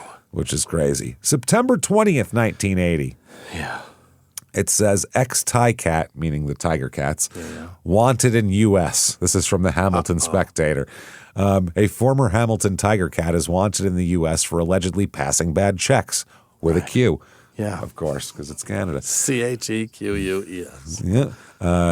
Bob Rozier, a defensive tackle, dealt to Saskatchewan Wednesday, left Hamilton this week with a string of debts and a bad feeling among some of his Tiger Cat teammates. The Tiger Cat Football Club originally said it sent Rozier, 25, to the Rough Riders because he missed Monday's practice and, quote, other circumstances. Right. Tiger Cat coach John Payne would not elaborate, but the Spectator has learned about these circumstances. They include a warrant for Rozier's arrest in Contra Costa, California, on charges of passing $3,100 in bad checks. Wow. Which is like $15,000 now, basically. Yeah. Letters from banks and collection agencies arriving from St. Louis, arriving at the stadium, searching for Rozier. Mm-hmm. 3 men, one an ex-Canadian Football League player, arrived at Ivor Wynn, that's the stadium, 4 weeks ago, looking for Rozier in an attempt to collect $3,000 plus an exceedingly high rate of interest. You know, loan sharks, that's called. And it grows every day. A couple of the fucking vig is growing. A couple of fucking loan sharks showed up who are ex-players to fucking rough up some money back from him. Shit. Linebacker Ben Zampiazzi co-signed a $1,500 loan Rozier needed to complete payment to the 3 men and has since been struck for payment of the loan. So he went to a bank to get a loan to pay loan sharks back. Wow. And then didn't pay back the bank. At least they don't break your legs. If you don't have anything to take, what's the bank going to do? Yeah, what's it matter? So fuck them. I guess it's better than these two guys. Yeah. They seem pissed. They were going to beat me up. Defensive end Lyle Wozaneski and Rozier have been sharing an apartment since September 1st, and Wozaneski has been left with the rent and all of Rozier's phone bills. Dude, this is crazy. Yeah. This is wild. The Tiger Cats allowed Rozier advances on his salary, but are still owed $589. So he left the team and owes them money somehow. How do you play? You got to settle up before you leave. His last paycheck. Well, they traded him. Petty cash deductions. That's it. Yeah, he's still in arrears here. Yeah. Police departments in Oakland, Rozier's hometown, and Hayward, California, verified the warrants for his arrest. Wow. They said we have a warrant issued out of Contra Costa County for one Robert E. Rozier for issuing checks on non-existent accounts. That is from Sergeant Neil Osmond of the police force. Yeah. Rozier denied all allegations last night. Yeah, all of it's false. Yeah. I deny 12 different people are all making shit up about me. That's what it is. The Molson guy, right down to that ex-player who's now a loan shark. They're all making shit up about me. Bullshitters, the lot of them. They're lying on me. They're lying on my boys. So anyway, he said, I had a few personal problems back home, but I definitely was not a discipline problem. There were definitely not any other circumstances. Ben is not being stuck for that loan. I'm taking care of that right now. As a matter of fact, I made the first payment today at the bank here in Regina. Regina. You believe him? I don't. I don't believe him at all. He said there's no charges or anything else against me in the United States. The fucking police department, they confirmed they had a warrant for his arrest. What are you talking about? And there were no 3 men waiting for money from me in Hamilton. These things are making me mad enough to grab a flight back to Hamilton. You bet. To do what? I'm going to get right back. He said, you know my paycheck is big enough to pay that loan off in 1 week. You can ask the Rough Riders. I'm taking care of all my responsibilities. Well, they did ask the Rough Rider or the Tiger Cats, and they said you're not. Said you're in trouble. They said you've done a lot of dumb shit. Since his arrival in Hamilton, the Tie Cats have received letters from San Francisco Federal Bank and a collection agency in St. Louis inquiring about Rozier's whereabouts. 4 weeks ago, a former Tie Cat player and 2 business associates. Now it's 3 guys were looking for the $300. Now the guy who co-signed the loan, he said, Bob called me up one morning when I was sleeping and said he was in a tight spot and that he owed money to these people. He told me it was from a condominium deal and he owed something like $4,500. I asked him how much he needed on the loan, and he said he was getting $1,500. I went down to the bank, and the 3 guys were sitting out front in the car. Uh-oh. Wow. He owed them. They drove his ass to the bank. Yeah. I said, we'll take you to the bank, and then when you come outside, you're going to hand it right to us. He'll be paying. Yeah, you're going to get about 2 steps on sidewalk before you ain't going to have that money anymore. Wow. And he said, Rozier said he had 3 months to pay it, something like $500 a month, so I co-signed the loan. Zambiasi said he co-signed the loan because he thought Rozier would stay with the team since he survived the addition of defensive end Wayne Smith and had been playing well at the tackle position. But Zambiasi said the day he got released, I called the bank and asked if he had made any payments, and they said no. He said a day or two before a payment was due, he went in and withdrew all of his money except for a few dollars. He not only didn't pay it, he cleaned out his bank account. Took everything to pay it. Yep. Zambiasi received a telephone call from the bank on Wednesday alerting him to the fact that he was responsible for the loan as co-signer.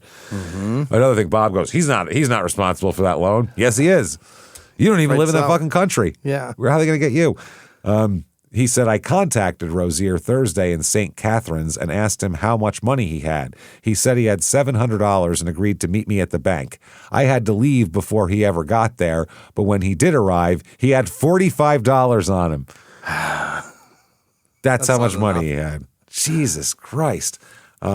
Wozneski and Rozier, who attended the Rough Riders practice yesterday, started sharing an apartment on September 1st, and he has been left with Rozier's long-distance phone calls and his share of the rent. He said, if he didn't move in with me, then I would have to pay the rent myself anyway.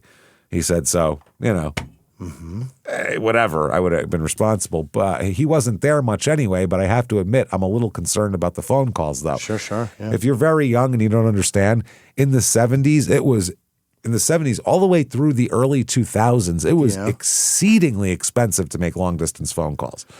Holy fuck, it was crazy. Extremely expensive. Like, there were commercials to get cheaper ones. 1-800-COLLECT, 1010-220. Oh, no, I mean like AT&T long distance. Versus Sprint MCI. long distance. The clearest. MC, right. Yeah. Remember, you could hear a pin drop on the line. And they bragged about how even though it's thousands of miles away, it still sounds perfect. It's amazing.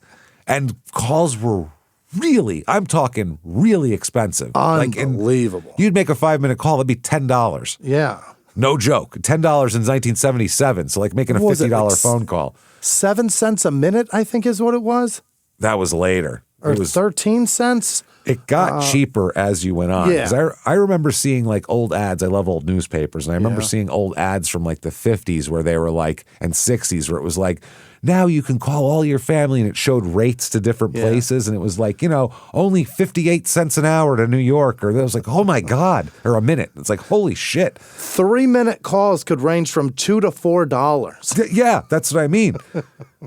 It's insane how expensive That's roughly they were. $7 to $12 in today's money. A 10-minute phone call with AT&T was $4.17. That's what I mean. That's unbelievable.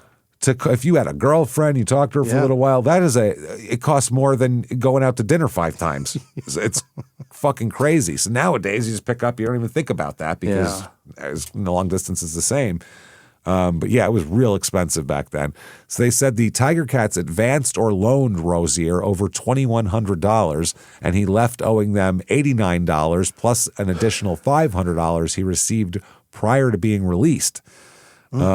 They also added that the Tiger Cats gave him money to pay off a $1,200 owed to the Royal Connaught Hotel, where Rozier stayed from June until September 1st.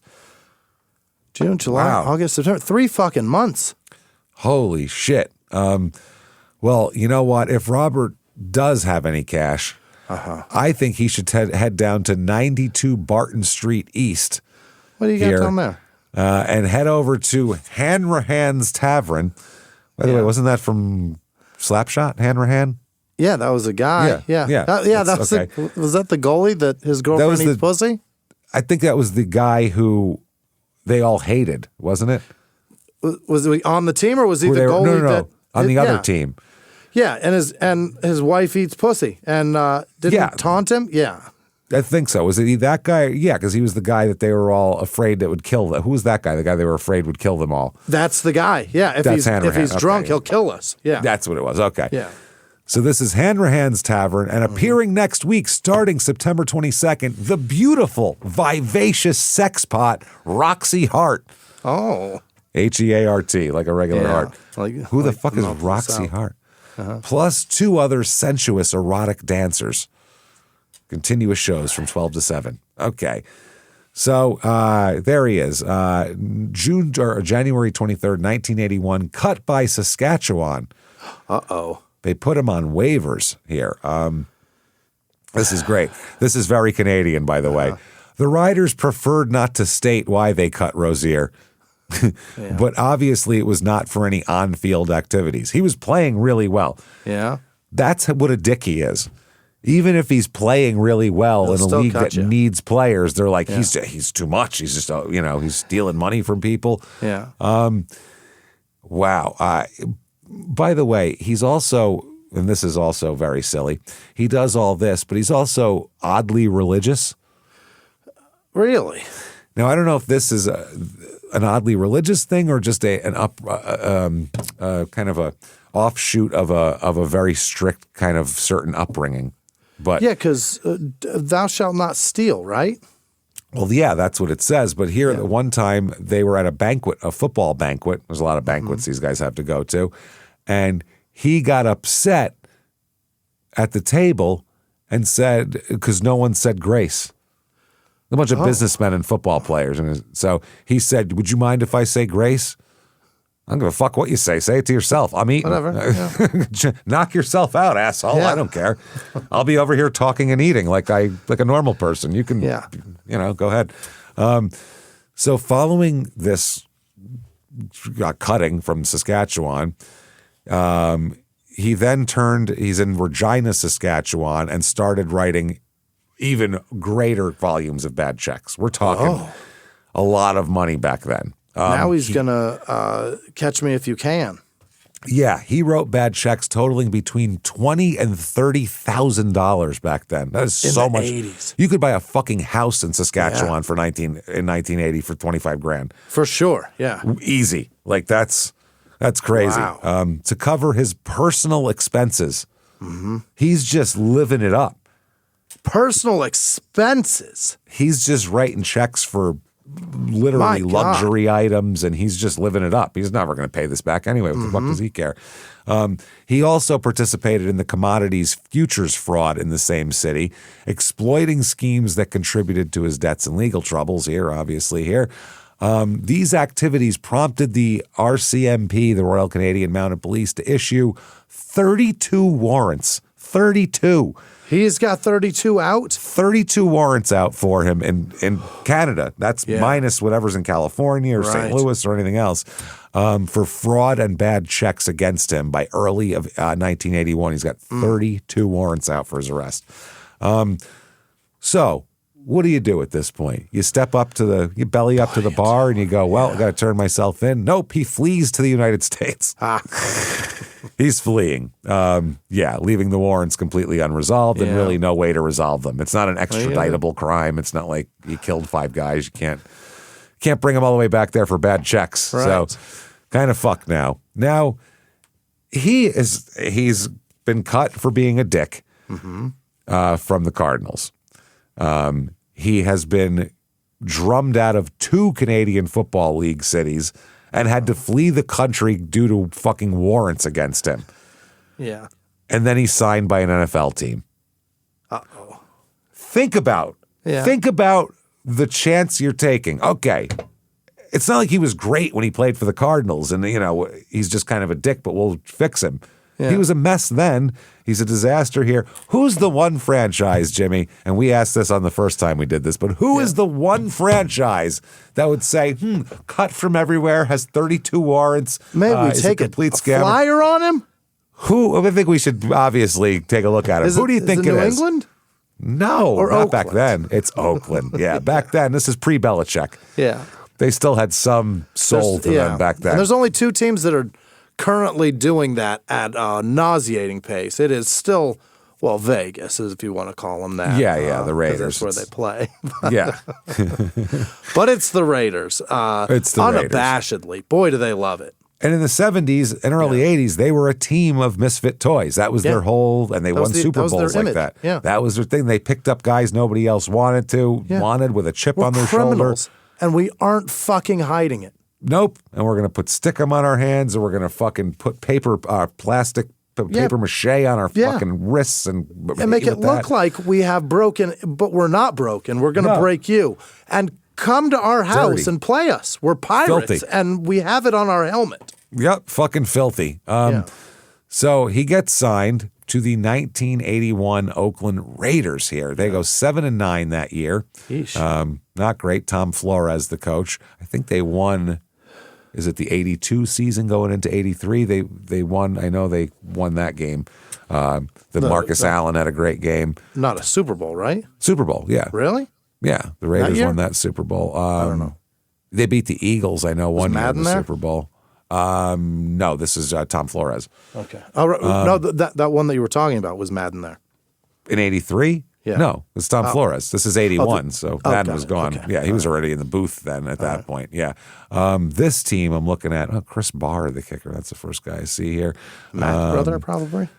Yeah, Matt and Chris are brothers, absolutely. I'm trying to see, because this is pre-Plunkett. This is after Stabler went to Houston. Mm-hmm. And then they brought in like Pastorini to be the Raiders quarterback for a minute. And then they ended up having Jim Plunkett, who was a former number 1 draft pick who was just sitting on the fucking bench. So I'm trying to see who was. But he was a good quarterback, wasn't he? He turned out to win Super Bowls, but he was just he was thought of as a huge bust at the time. Oh, God. Oh, Mark Wilson started 9 games. I remember Mark with a C Wilson. Yeesh. Yeah, and Jim Plunkett is on the bench also. He started 7 games. Mm-hmm. And I think it's the next season is when they possibly get Pastorini in there, and then he doesn't last. He like breaks his leg or some shit in the 5th game. Then they bring Plunkett in, and they go on to win the Super Bowl with Plunkett. That was either the year before this happens or the year after this happens. I can't remember. Flores was not there long, but he's a good fucking coach, isn't he? Few years, yeah. He was not. Where the fuck did Flores go after that? Because he was around forever. He had that hair. Rams or some shit? He was a good player, Flores, too, back in the day. Also here, we have August 9th, 1981, Sacramento Union newspaper. Rozier's late sack helps Raiders edge Falcons. How about that? Look at this. Yeah. They edged not bad. They said the unlikeliest hero of all turned out to be Cordova High product Robert Rozier, who sacked Falcon quarterback June Jones, who's a coach for years now, with 1:30 left, with Atlanta knocking on the door at Oakland's 41. Okay. So not bad here. They said that Atlanta, trying to get within field goal range, had its own drive spoiled by Rozier. When Jones faded to pass, Rozier was all over him like a bad dream. Yeah. Okay, Rozier said, like a bad dream. Cheap what suit. What is that? Wet. What the fuck is a bad dream? All over him like fucking Freddy. I'd never heard of that before. Like a bad dream. So fucking weird. That's wild. Rozier says, I knew in that kind of situation somebody had to do something. Yeah. I had just missed him Jones on 2 previous plays, and I knew I couldn't let that happen again. So I got by my man on the right side and banged him. Banged him. I banged him. That's a bad dream, all right. That's a bad, yeah, you're over him like a bad dream. There's this giant guy, and he was just raping me. It was crazy. Just over and over again. Just it was banging wild. me like wouldn't crazy. Stop. He wouldn't fucking stop. So that was... what was that? August 9th, 1981 is when that happened. August 19th, 1981, he's cut. Uh-oh. That's not good. How? Yeah. That was so fast. That was really fast. They released 7 players, including Bob Rozier. Mm-hmm. So now what do you do? Well, you've gone through the NFL. Yeah. 2 Canadian football teams. You can't even go to that whole country because you're wanted. The 36 warrants? Yeah. And now the Raiders have said you're too much for them. Where do you go from here? Is there like a Sri Lankan football league you can play in, or like some, I don't even know where you go. A dusty Mexico league that you can go scrounge around like in baseball? Yeah, no, he doesn't know what to do. So he ends up relocating to Miami, Florida. Uh-huh. Okay. This is where he encounters the nation of Yahweh. Oh. Where is this? Miami. The nation of Yahweh is they're like a black supremacist religious sect, basically. Yeah. That's kind of what best way to describe them, and it's the way they're described in every publication everywhere. It was founded by Hulan Mitchell Jr., who doesn't go by Hulan Mitchell Jr., much like Rozier goes by the Gorilla Pimp. Right. This man goes by Yahweh Ben Yahweh. Mm-hmm. The Rat King. The Rat King. This was after they moved to Miami in 79 to establish the base of this religion in Miami. Oh, okay. So Hulan Mitchell Jr., a little bit about him. He's born in 1935, so he's already in his mid-40s by now. Guy. Yeah. He's one of 15 children. Whew, and he got the junior. Yeah. Think about that. He was the favorite. Yeah. I guess he was Hulan Mitchell Sr. His father was the minister of the Antioch Church of God in Christ. It's a lot of words. Church of God in Christ. A little redundant now. We get it. In Enid, Oklahoma. Okay. And his mother is Pearl Mitchell, who is the pianist for the same congregation. Yeah. Now, one of his mom's siblings, Leona, that's his sibling. Okay, Leona is Robert's sibling. Sang actually at the Metropolitan Opera. Oh, she's a soprano who actually must be amazing. Actual singer, yeah. She sang soprano for the Metropolitan Opera. It's a big fucking deal. So after leaving Oklahoma, Mitchell, the father, joined the military and then went to law school. Yeah. None of this is lining up. Then he starts a cult. It's so fucking weird. This is Yahweh Ben Yahweh. He moved to Atlanta and joined the Nation of Islam in the 60s, and that's how this came about, okay? And took the name Hulan X. Oh, so he got rid of Mitchell. He got rid of the Mitchell and used the X like Malcolm X and like a lot. That was the of the time there. Mm-hmm. As Abe Simpson would say, which was the style at the time.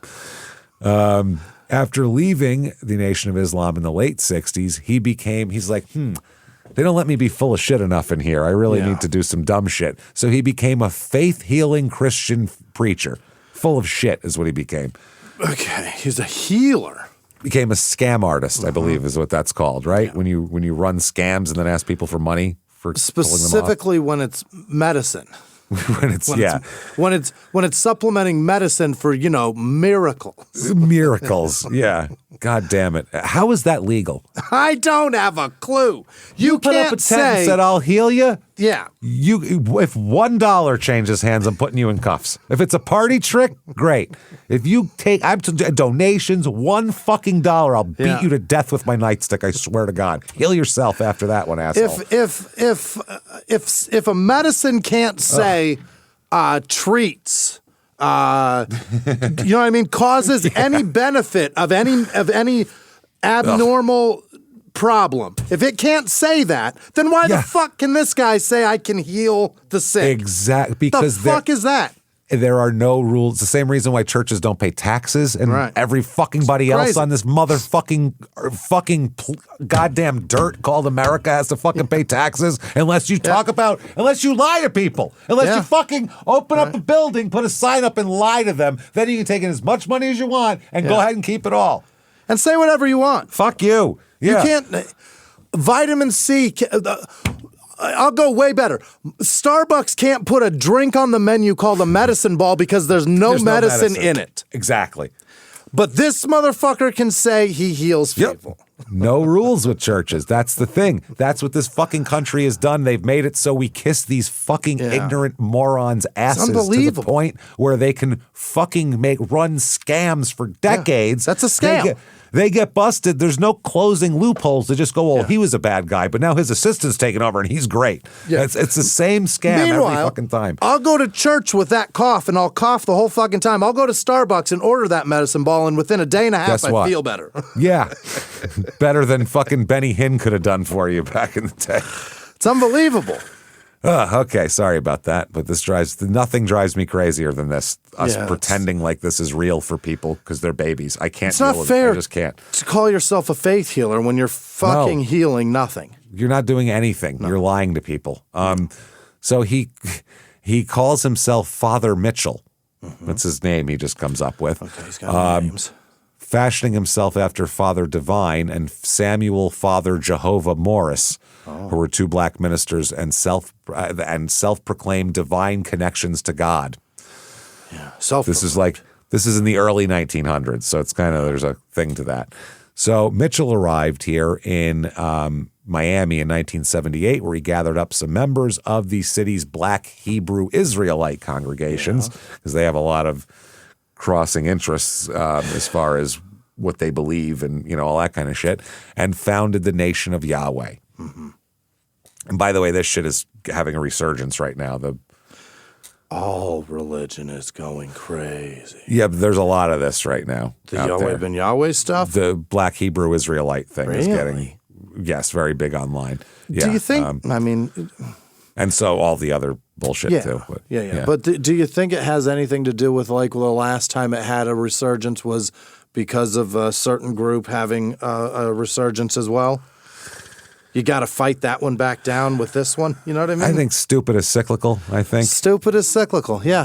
Stupid knows a calendar. It's true. I think they see that it's people see bullshit, then it goes away, and then they forget about it. And then they go back to it again. There's the same. I was just going to go into something political, but I'm not going to do that. But it's a cyclical thing, and but it's almost honestly, warring factions, almost in terms of numbers of this rise and then numbers of this rise, and vice versa. One could rise and the other one will rise, but it's kind of like the tides.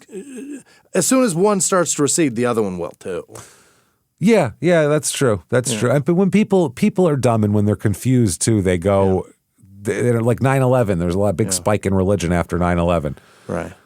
Which made no sense to me because it's like, if you actually believe that God sees over all this, why the fuck do you let that happen? Well, Guess what? James, you should leave the fucking church after that. You should say, what James, the fuck? A building had to come down to expose that the girders had a cross in them.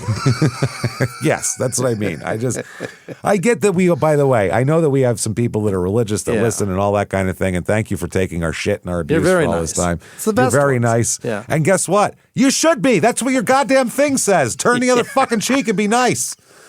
Try to shepherd us toward a better fucking outcome. How's that? But don't. Don't just get, but we're not interested at all. But do it quietly. Yeah. Type it all up, and then instead of send, hit delete. Somehow that got transformed into, it's crazy. Let's blow up that abortion clinic. I don't understand. It's amazing, right? It's weird as fuck. That's where I have a problem. I just have a problem with any hypocrisy. It drives me fucking crazy. It drives me nuts. The hypocrisy be damned. Right there in your face. I can't get beyond that. Okay, I was abused as a child, and when there is abuse of children in your hierarchy, the whole fucking thing is corrupt. As far as I'm concerned, you'll never get me. You'll never get me again. No. There is not a segment of religion in this country that doesn't happen to. Right. Just like that. Google Texas pastor child molestation. You will get 1,000 stories that just you never Google heard of. Religious person leader. Child abuse. And you will never reach the end of it. You'll reach the end of Pornhub before you reach the end of that. And that's unbelievable. And that's why I was like, you want to be religious as far as you believe in God and everything like that. You don't need the middleman. You don't need this. You don't need to give these people money so they can then collect it all tax-free and fucking spend it on insane things. You don't need that. There's a way to take the book and apply it to your life and be a good person versus the opposite, which is giving money to a corrupt organization, which that's all I'm talking about. It's the organization. Yeah. You want to believe in whatever you believe in. I don't agree with you, but knock yourself out. I don't fucking care what you believe in. Great. If that gives you comfort, terrific. I don't care if you believe that octopuses will take over the world and that gives you comfort. Octopi. And that gives you comfort. Yeah. Terrific. Great. Believe it. I'll run with that one. The last time I checked, octopi are not technical fingering children. No, and I'll go with that one. There is probably very few octopi on child tentacle raping, sexual assaults. I would think, on a year-to-year basis. I bet they're pretty low, single digits. Zero. I'm gonna say, yeah. My God's better than yours. Let's start a new religion. We worship the octopi. That's it. Crime and sports. The religion of octopi. Until one diddling. One child. One fucking child. You get one suction cup in there and it's stuck. I'm out. We're done. Out. We'll drop them quick. That's the thing. But until then, the power of octopi. May the power of octopi be with you, Jimmie. and to you. And unto you. My brother in Octopus. Nice to see you. That's our new religion, everybody. Join up. Power of octopi, bless you. It makes just as much sense as anything else anybody's doing. Argue with me, I dare you. If you were an alien coming from another planet, you looked over and you go, I don't see the difference, except there is an octopi. It's octopus. I see those. And if you're Christian, you should support us because there was at least 2 of these on the fucking boat. There you go. Thank you. That's what I'm talking about. So, Florida headquarters of the Nation of Yahweh is set up in Liberty City, Florida. Oh. Grand Theft Auto fans, look at that. Basically, it's classified by everybody as a branch of the Black Hebrew Israelite movement. Yeah. So the whole doctrine emphasizes that the belief in God and all the prophets of the Bible were basically the belief that God and all the prophets in the Bible were black, and that blacks would gain the knowledge of their true history through this man. Well, yeah, he's the speaker. He knows. Yeah. So he's going to guide you through. No one else knows but him. He's the mouthpiece, obviously. He also characterized whites and Jews as infidels and oppressors, and he emphasized loyalty to himself as the Son of God. Right. Yeah. So this isn't about worship Jesus, and this is about I'm in charge of everything. This is Black FLDS. Yes, this is that. This is Jonestown. This is all that shit. Give me all your money and let me fuck whoever I want, and I'll make up all the rules. And don't worry about it. I got it. I'll keep it. And he also, I'll keep it right there. Yeah. He also urged his followers to murder white devils and bring him back body parts. Oh, boy. Like a sliced off ear or a finger or even a head as proof of the killing of a white devil. By October 80, he had 150 people in his little flock here. Willing to do all of that. 150 people. And hey, you should think, how shitty was it to be a black person for the last fucking 40, 50 years that that this sounded reasonable to them, where they were like, fine, at least I'm not, it's about time. Yeah. At least I'm not black in Florida all by myself now, I guess. So they bought a shitty warehouse in Liberty City, where Mitchell told them that they'd live here until the Exodus to Jerusalem. Till we go back to take that over again. I mean, this was what year? 1980. This is 46 years ago. Still doesn't happen. They'd still have to be there. I'm looking at my watch right now. They're still living in a warehouse. Shit. This is crazy. Now, most of the members basically, because they're supposed to renounce mainstream America, and most of the members had a hard time doing that, going full-time. You can do it on the weekends or whatever, but to show up at your job on Tuesday and yell at your supervisor because she's a white lady and talking about some shit that happened 3,000 years ago, you're really probably not going to have a very easy life. But about 30 people sold their homes, cars, quit their schools and jobs, and moved into this shithole. They Jonestowned it. Sold everything, gave all the money to this dipshit, and moved into a warehouse. It's a big warehouse spanning a city block. Humongous. Yeah. Huge. I mean, the World Trade Center spanned a city block, each building. Yeah. So that's essentially depending how many floors it is, it's a floor of the World Trade Center. That's huge. Yeah. That's a big fucking thing. And they all had to, help out to fix it up and paint the walls and get the plumbing and electricity working again. They hung huge paintings of Bible people on the wall, which was a black Virgin Mary, a black Noah, a black Moses, and the Black Last Supper. I do like those. I kind of want those paintings. I want a Black Last Supper. Yeah. That sounds awesome. That's cool. Someone I wonder also, if that's on Yahoo or on Amazon. I'm going to find one. I want one now. I guarantee you there's one. Because my mom will come to my house and be lit. I can't wait to ruin her day. This movement is gaining popularity again. Really? So someone will, not the Yahweh movement, but the Black Israelite deal. So they did all of this. Someone painted a futuristic city populated by only black people with flying saucers and everything futuristic. The caption said, "The Black Christ is risen among us today to deliver us from white people." And that would, of course, be Yahweh ben Yahweh Mitchell there. They named the warehouse the Yahweh Temple of Love. Yeah. Okay. Now they subdivided it because it's a city block. Sure. So you can break that up a lot into basically spaces for a sanctuary, a big cafeteria, a grocery store, a laundry area, a health center, even a little ice cream parlor. How about that? So they had it all broken up there. The print shop published his horseshit, including a booklet called "Are You?" Whoa, I'm not saying that. Almost got caught out there. Easy. "Are you not an N-word? Are you not a N-word? Our true history, the world's best kept secret." And a King James Bible with depictions of black saints. In the living quarters, each family was zoned a 10 by 15 foot cubicle that was separated from others by an 8-foot partition. So dorms, a dorm basically. Some people, put like shit up in their things. Some people just put a blanket on the bare floor to be minimalist, but there's no privacy at all. You had to be up at 5 a.m. for chores, prayers, and Bible lessons. Yeah. I'm out right there. I don't care if you had to get up at 5 a.m. for bong hits, blowjobs, and fucking breakfast sandwiches. I'm still not doing it. It's too early. I'm not waking up at 5 a.m., 4 a.m. To be up for 5. Oh, boy. To do chores before I'll be up the sun? at 5 if you need anything from me, but then I'm going to sleep. I'm going right the fuck back to sleep. I'm not waking up. No, that's when I'm going to sleep. I'm not waking up then. Mitchell picked 10 strong men, and he called them the Circle of 10.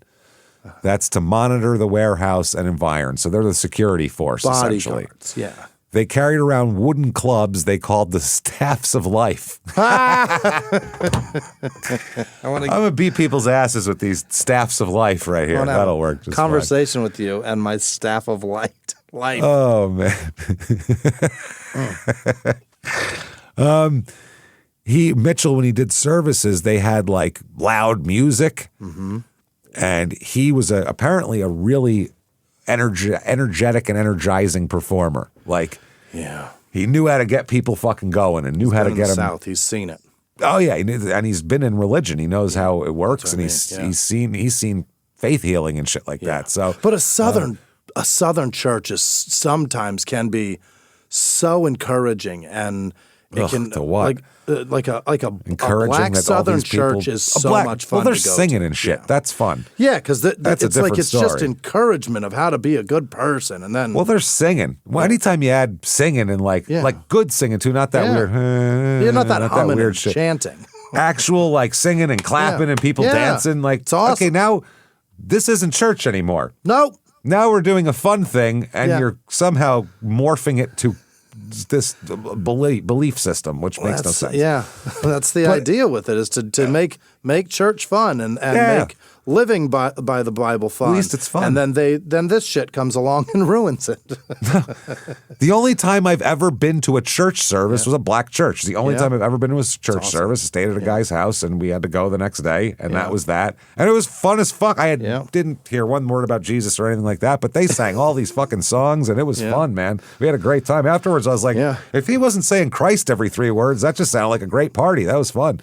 Yeah, I think it's the lecture that makes it uncomfortable. Yeah, I don't want to hear that shit. It's like, don't lecture me when I read the newspaper. Yeah. You know what I mean?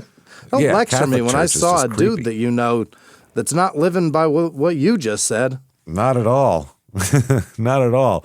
So they're all, the flock grows. Yep. And as more people come, he starts getting a little more confident. A little more wind under his sails. Yeah, to start kind of demanding a little more, because now he's not afraid of losing 30 people. If he loses, if 5 people leave, great. 5 more will come, no problem. We got plenty. So now he's not so scared. So he started asking them while doing sermons, how many of you would die for Yahweh? Oh, boy. Yeah. How many of you would kill for Yahweh? Oh, boy. Okay, if you go to church and they ask you anything about dying or killing, leave the church. That's scary. It's and coming. they would answer yes to both things. Yes, yes, yes. Real weird. Now, these people are living in communal circumstances. Mm-hmm.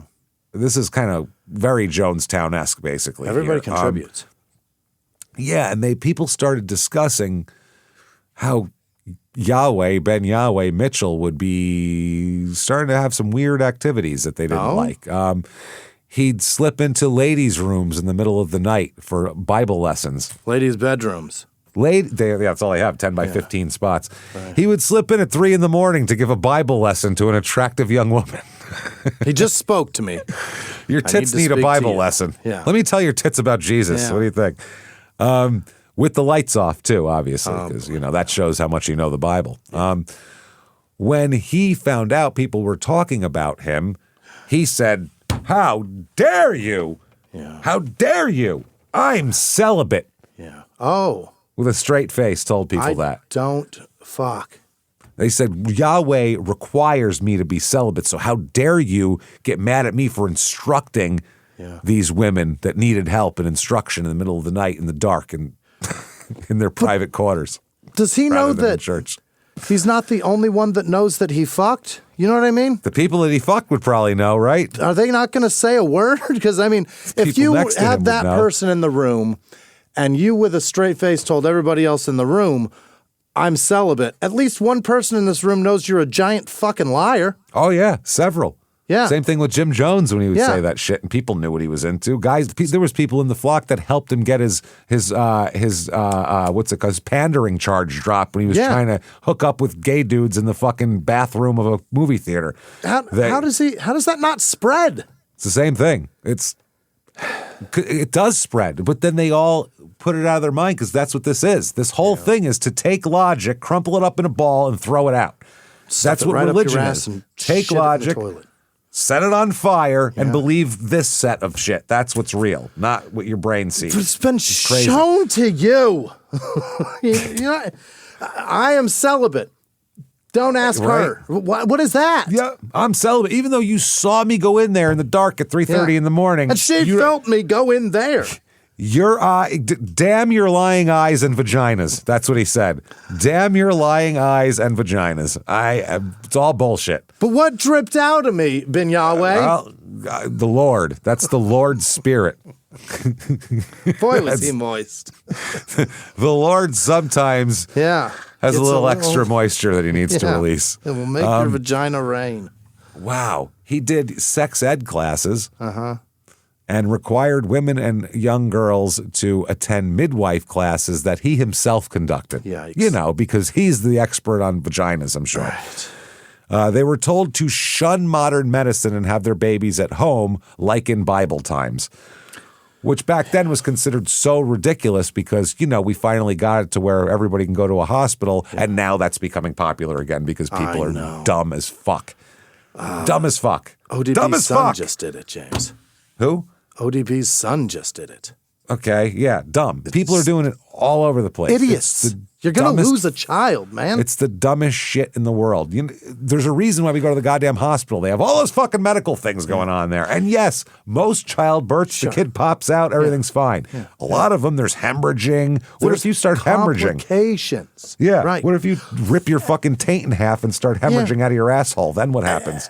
And fuck you, and fuck every complication that can happen to you. You've made this decision. What about the complication that could happen to this fucking child who probably would have told you, if we could do it in the hospital, could we do it there, Mom? That'd be great. That'd be great if we could go where all the doctors are and the medicine and the machines that can keep me alive and all that kind of shit.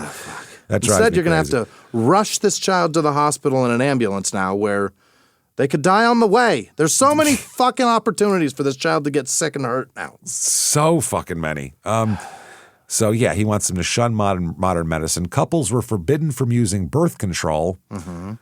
And basically Yahweh here wanted the disciples to start having babies as soon as they reach puberty.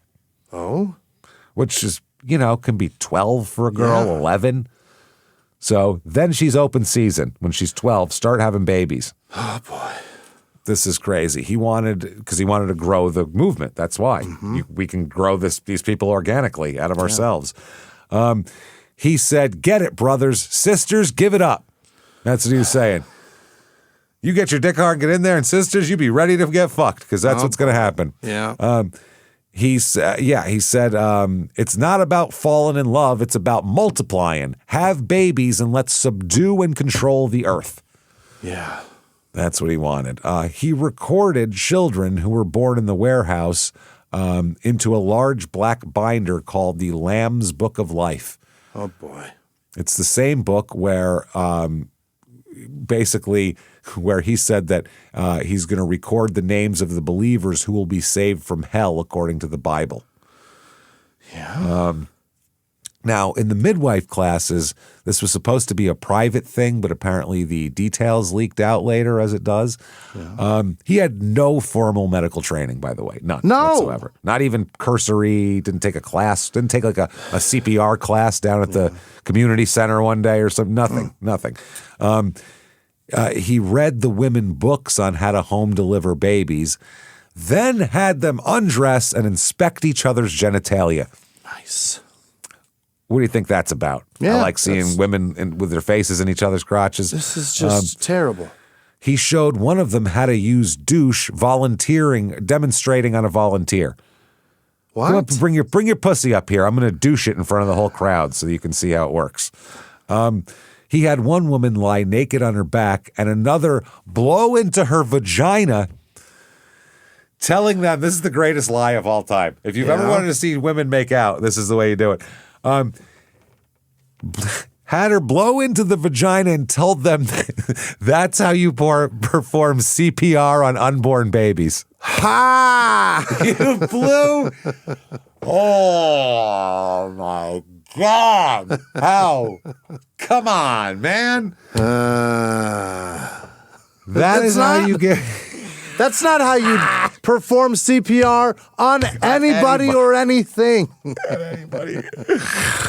Imagine being like, put your mouth on my dick hole because that's how you. That's how I mean, that's what a lot of guys have tried to tell people. So it's people. called a blowjob. It'll breathe life right back into me. Wow. Yo, what the fuck, man? That is the funniest thing I've ever heard, honestly. It's obviously not funny because it's horrifying and abusive, but the fact that someone thought of that and went, they'll buy that, that's hilarious to me. Crazier if somebody bought that. All of them did. He said it, so it must be true. He also held secret sex classes for boys and men. He would show them movies of white women having sex with animals. What? You know, like weird Mexican fucking donkey porn and shit like that. And shit, And then that was to dissuade them for lusting after white women. Okay. Like, look what they do. Yeah. They all fuck horses. That's what happens. He also made them pull down their pants for a DI. You know what that is? No. Dick inspection? Dick inspection, that's right. Those who weren't circumcised paid $100 to be circumcised. What? You know who circumcised them? He did. He did. Oh, my God. And took payment for it, too. That should come with it, right? Adults. That should be all-inclusive. Adults. Circumcised adult men. Ouch. Yes. And accepted money for it. Mm-hmm. Like I said, that should be part of the sign-up, I think. And, you know, we throw in housing, shelter, food, books, education, and, of course, circumcision. Circumcision we'll give you. Adult circumcision. That's all. In case you want a smoother penis. God, Jesus. He told them all that it would be quick and painless. Uh-huh. And then he's cutting their foreskins off and they're passing out from the pain because it's so fucking horrible. So they started kind of... The circumcisions are what got guys mumbling. Yeah. Think about all the things he's told them already. That's all fine. Yeah. Once he made my dick hurt, now we're in another issue. Hold on a minute now. Yeah. We're gonna let's think about everything that we've been doing here and really make sure. Do you get the circumcision before you pay, or do you pay before?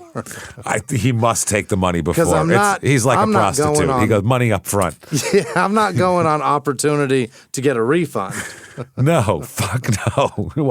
Holding your dick. Oh God, please.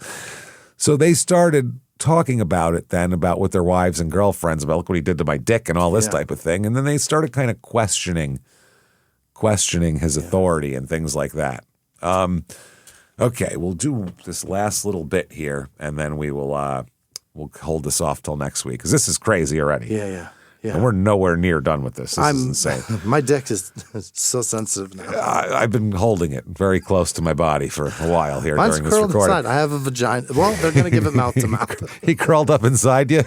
They're going to have to give it mouth to mouth to circumcise it. Call me when it's over. They have to blow inside it. So, okay. Over the course of this year, he just basically starts... It goes from, going in women's room at 3 a.m. to select women that he's probably been, talking to and schmoozing and all that, to just raping whoever he wants to. Oh, my God. He would take girls as young as 10 years old to rape and molest. This is what I mean. This is where it's... I'm out. That's what I mean. I'm done. You give anybody power anywhere that can't be immediately checked. Yeah. They're going to end up, there's going to be crazy kid fucking going on. They're going to fuck your kids, they're going to fuck your wives, they're going to fuck everybody, and you get to fuck nobody. You. They're going to fuck you. Jim Jones fucked everybody. They're going to fuck and had people fuck you. Like the Iron Sheik. Fuck your ass, make you humble. So that's all. It's 100% of the time, too. Every 100%. time. 100 fucking There's percent. never been a cult that did not end or steer towards, because there are some that exist today and they're not there yet. They'll get there. They'll get there. Every one of them. They'll get there. It's never not happened. He told the girls that as God's emissary, I have certain responsibilities here. God has placed a lot of trust and responsibility in my hands, and part of that job is to teach young women how to have sex, he'd tell them. God. Why do they need to learn how to have sex? They'll figure it out. I was just going to say, that is one thing. You put food in your mouth, you chew it and swallow it. Your body just kind of, you'll figure this out too. Yeah.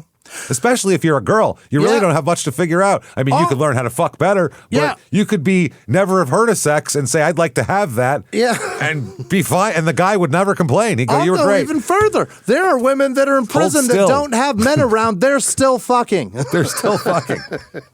Yeah. I mean, they don't need men to figure it out. Nope. At minimum, hold still is the only instruction you need. Try not to run away. But don't this is close crazy. them.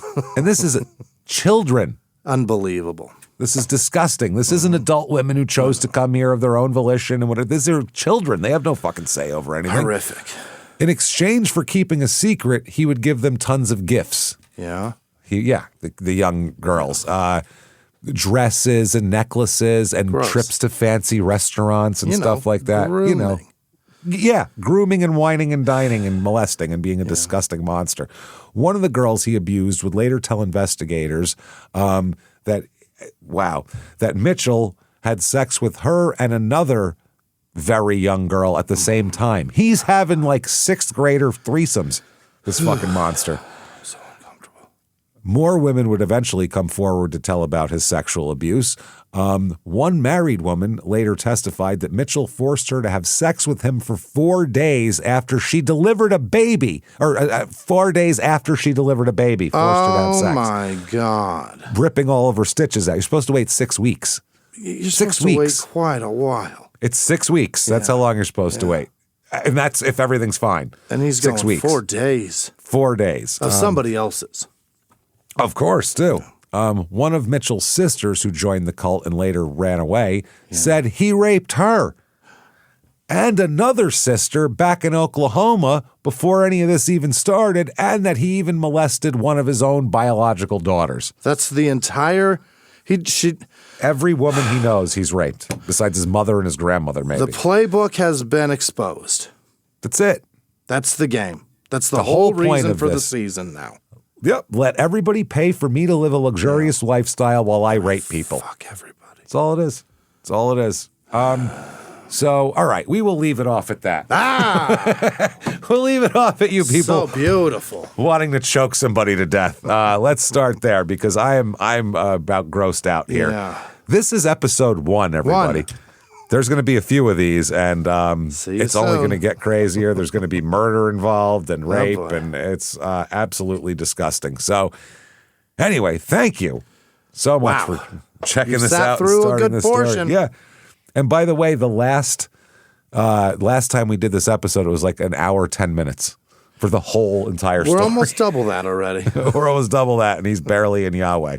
So he's got so much crime to commit. So I'm so happy that we get to do this. And it's gross, too, at the same time. So anyway, thank you. If you like the show and if you like everything, get on whatever app you're on and give us 5 stars. Yeah. And it helps a ton. It helps drive us up the charts. It helps just everything. So thank you for doing it. Thanks for being a good sport if we happen to attack something that you love or that is close to you. Because we've attacked, like, the NFL, religion, like, basically all of the pillars of the country. We've taken Sunday off the fucking calendar and attacked all of the major tenets of Americanism. So we're apologizing. We've attacked I don't apologize. American I meant it, Sunday. I meant it, but thanks for putting up with us is what I'm saying. Trust us. We come from a decent place, and we're just trying to get I'm going to take some of your money, people, and use it to buy a saltwater tank that has several octopi in it. Oh, dude. You will worship the octopi by the end of this. You will. And I'm going to start doing Instagram videos on Sundays praying to the octopi. I'm telling you, this is our religion from now on. It's the band of the octopi, we've been calling it. That's what. Can't wait. So, do that. Get on shutupandgivememurder.com. Hey. Get all your tickets for live shows, everybody, and merchandise. We have tons of merchandise, everything from skateboards to shower curtains. Definitely get your tickets for live Small Town Murder shows. Next one available with tickets September 18th in Milwaukee. Hurry up. That beautiful Pabst Theater. Yeah, there's not a ton of tickets left for that one. So get in there. That's a great theater, a great place for a show. And then similarly, the next night, September 19th in Minneapolis at the State Theater. There's several tickets available, and you better fucking buy them. It's going to be great. Don't let Milwaukee embarrass you, Minnesota. Do you want what is going on here? We're talking. You want the Packers over the Vikings? What are you doing? Get your shit together and buy some damn tickets, or else I'm going to wear a Green Bay shirt to fucking Minnesota. Do the goddamn entire show like that. We get Jimmie a Brewers jersey coming. Yeah, that's what I'm saying. So otherwise, I will buy a cool Minnesota jersey. I'll figure out a Fran Target then. I got a bunch. I wore a Frank Viola last time. I'll get something real cool. I'll burn a Bart Star on your stage. Yeah. Well, we're probably not allowed. No. We'll burn it out on the sidewalk if you sell it out. I'll tell you that. I got tickets to sell in Milwaukee still. I'm not going to do that. No. And then we'll all pray to the octopus god afterwards. We'll all have a solemn, before the burning, it'll be a solemn ceremony. Where else are we after Minnesota, James? We are in Dallas on October 3rd, San Jose October 16th, Sacramento October 17th, Terrytown, New York on November 13th, and Boston on November 14th. Sounds amazing. And all of these are great venues. We've been to 90% of them, and they're all really fucking good. Fantastic places.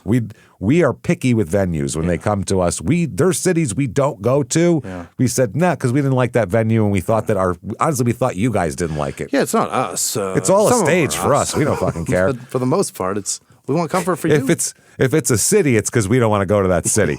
If it's a venue, it's because it wasn't a good venue for our people, and that's what we're interested in, putting on a good show. And if the venue gets bigger, it has nothing to do with how bad or good the other venue is. It's just that there's much more of you, and we love that. There's more. We want to give you a bigger, nicer place. Let's do it. So, so thank you for doing that. Shutupandgivememurder.com is where you get all of that. You can follow on social media at Crime and Sports. This isn't Small Town Murder. At Crime and Sports.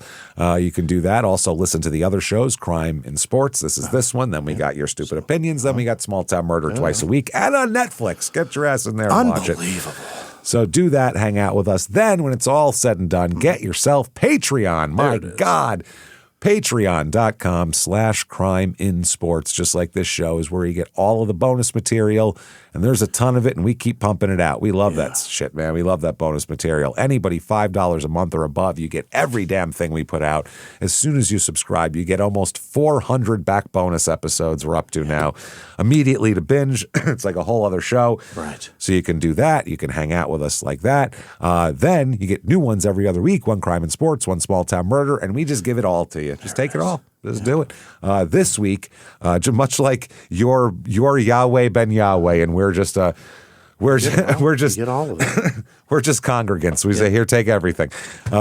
So this week, what you're going to get for Crime in Sports, it is the Christian Power Team, where guys would tear phone books and bend rebars and do all sorts of crazy feats of strength, all jacked up on steroids. But they gave all the credit to Jesus, and they would scream, "Thank you, Jesus!" And even religious people thought it was ridiculous. I mean, it was fucking crazy. And then there was some scandal later, and it ended up being bankrupt. We'll talk about all that. For Small Town Murder, Internet Salad Time. There you go. We're going to talk about everything that might be going on in the world today.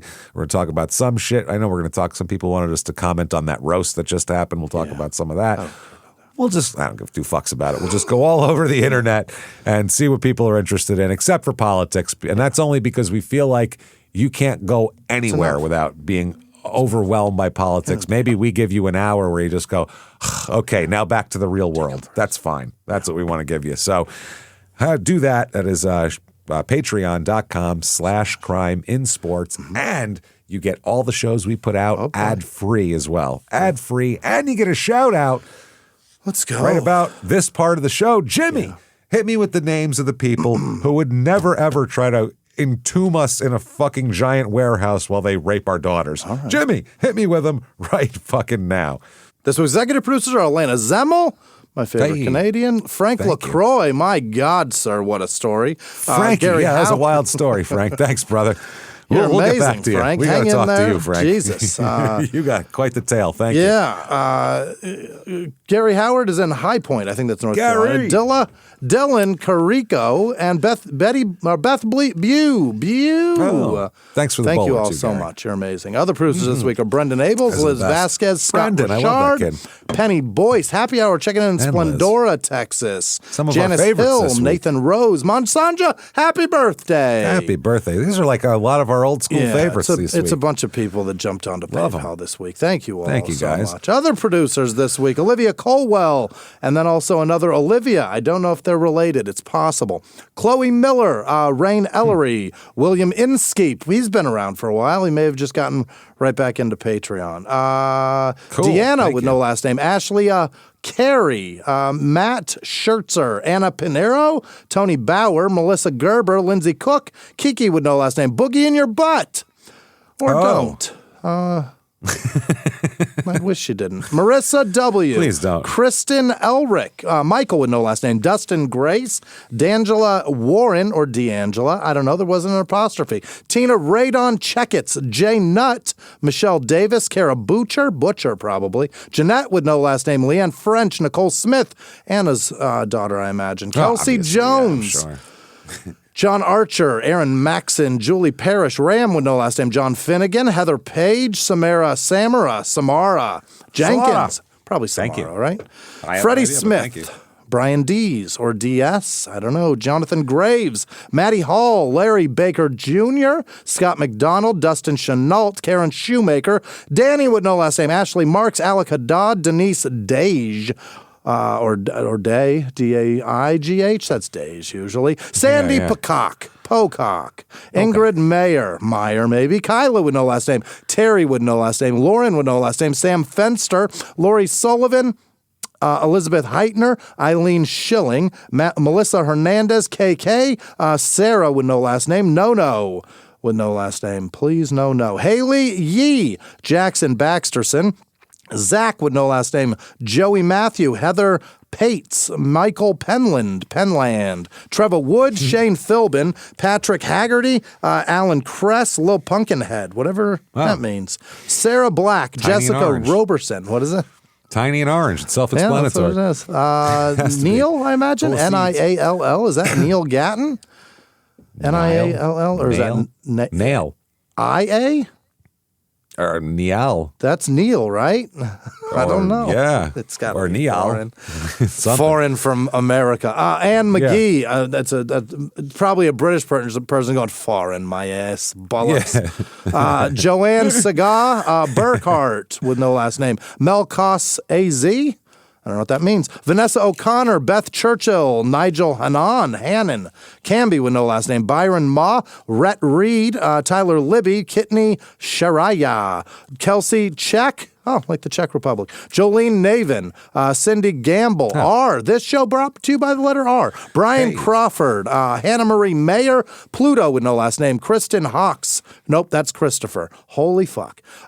2 different people. Jen with no last name, Emily Boyke, Nick. What is this? Razuski, Lisa Vitt, Alec Wakefield, Moosker with no last name, Beth Goodhue, Adam Hosteller. Hotsteller. Joss or Jose with no last name. Stephanie P. Olivia Rodriguez. Cody Dilly. Jesse Fowler. Kirsten Burke. Chris Carpenter. Zachary McCune. Zachy Ataki. HHR. Zenair with no last name. McLovin with no last name. Becca with no last name. Jake Lee. Jordan Payanta. Sonia Fiddler. Yep, Feidler probably. Melinda Wheelless.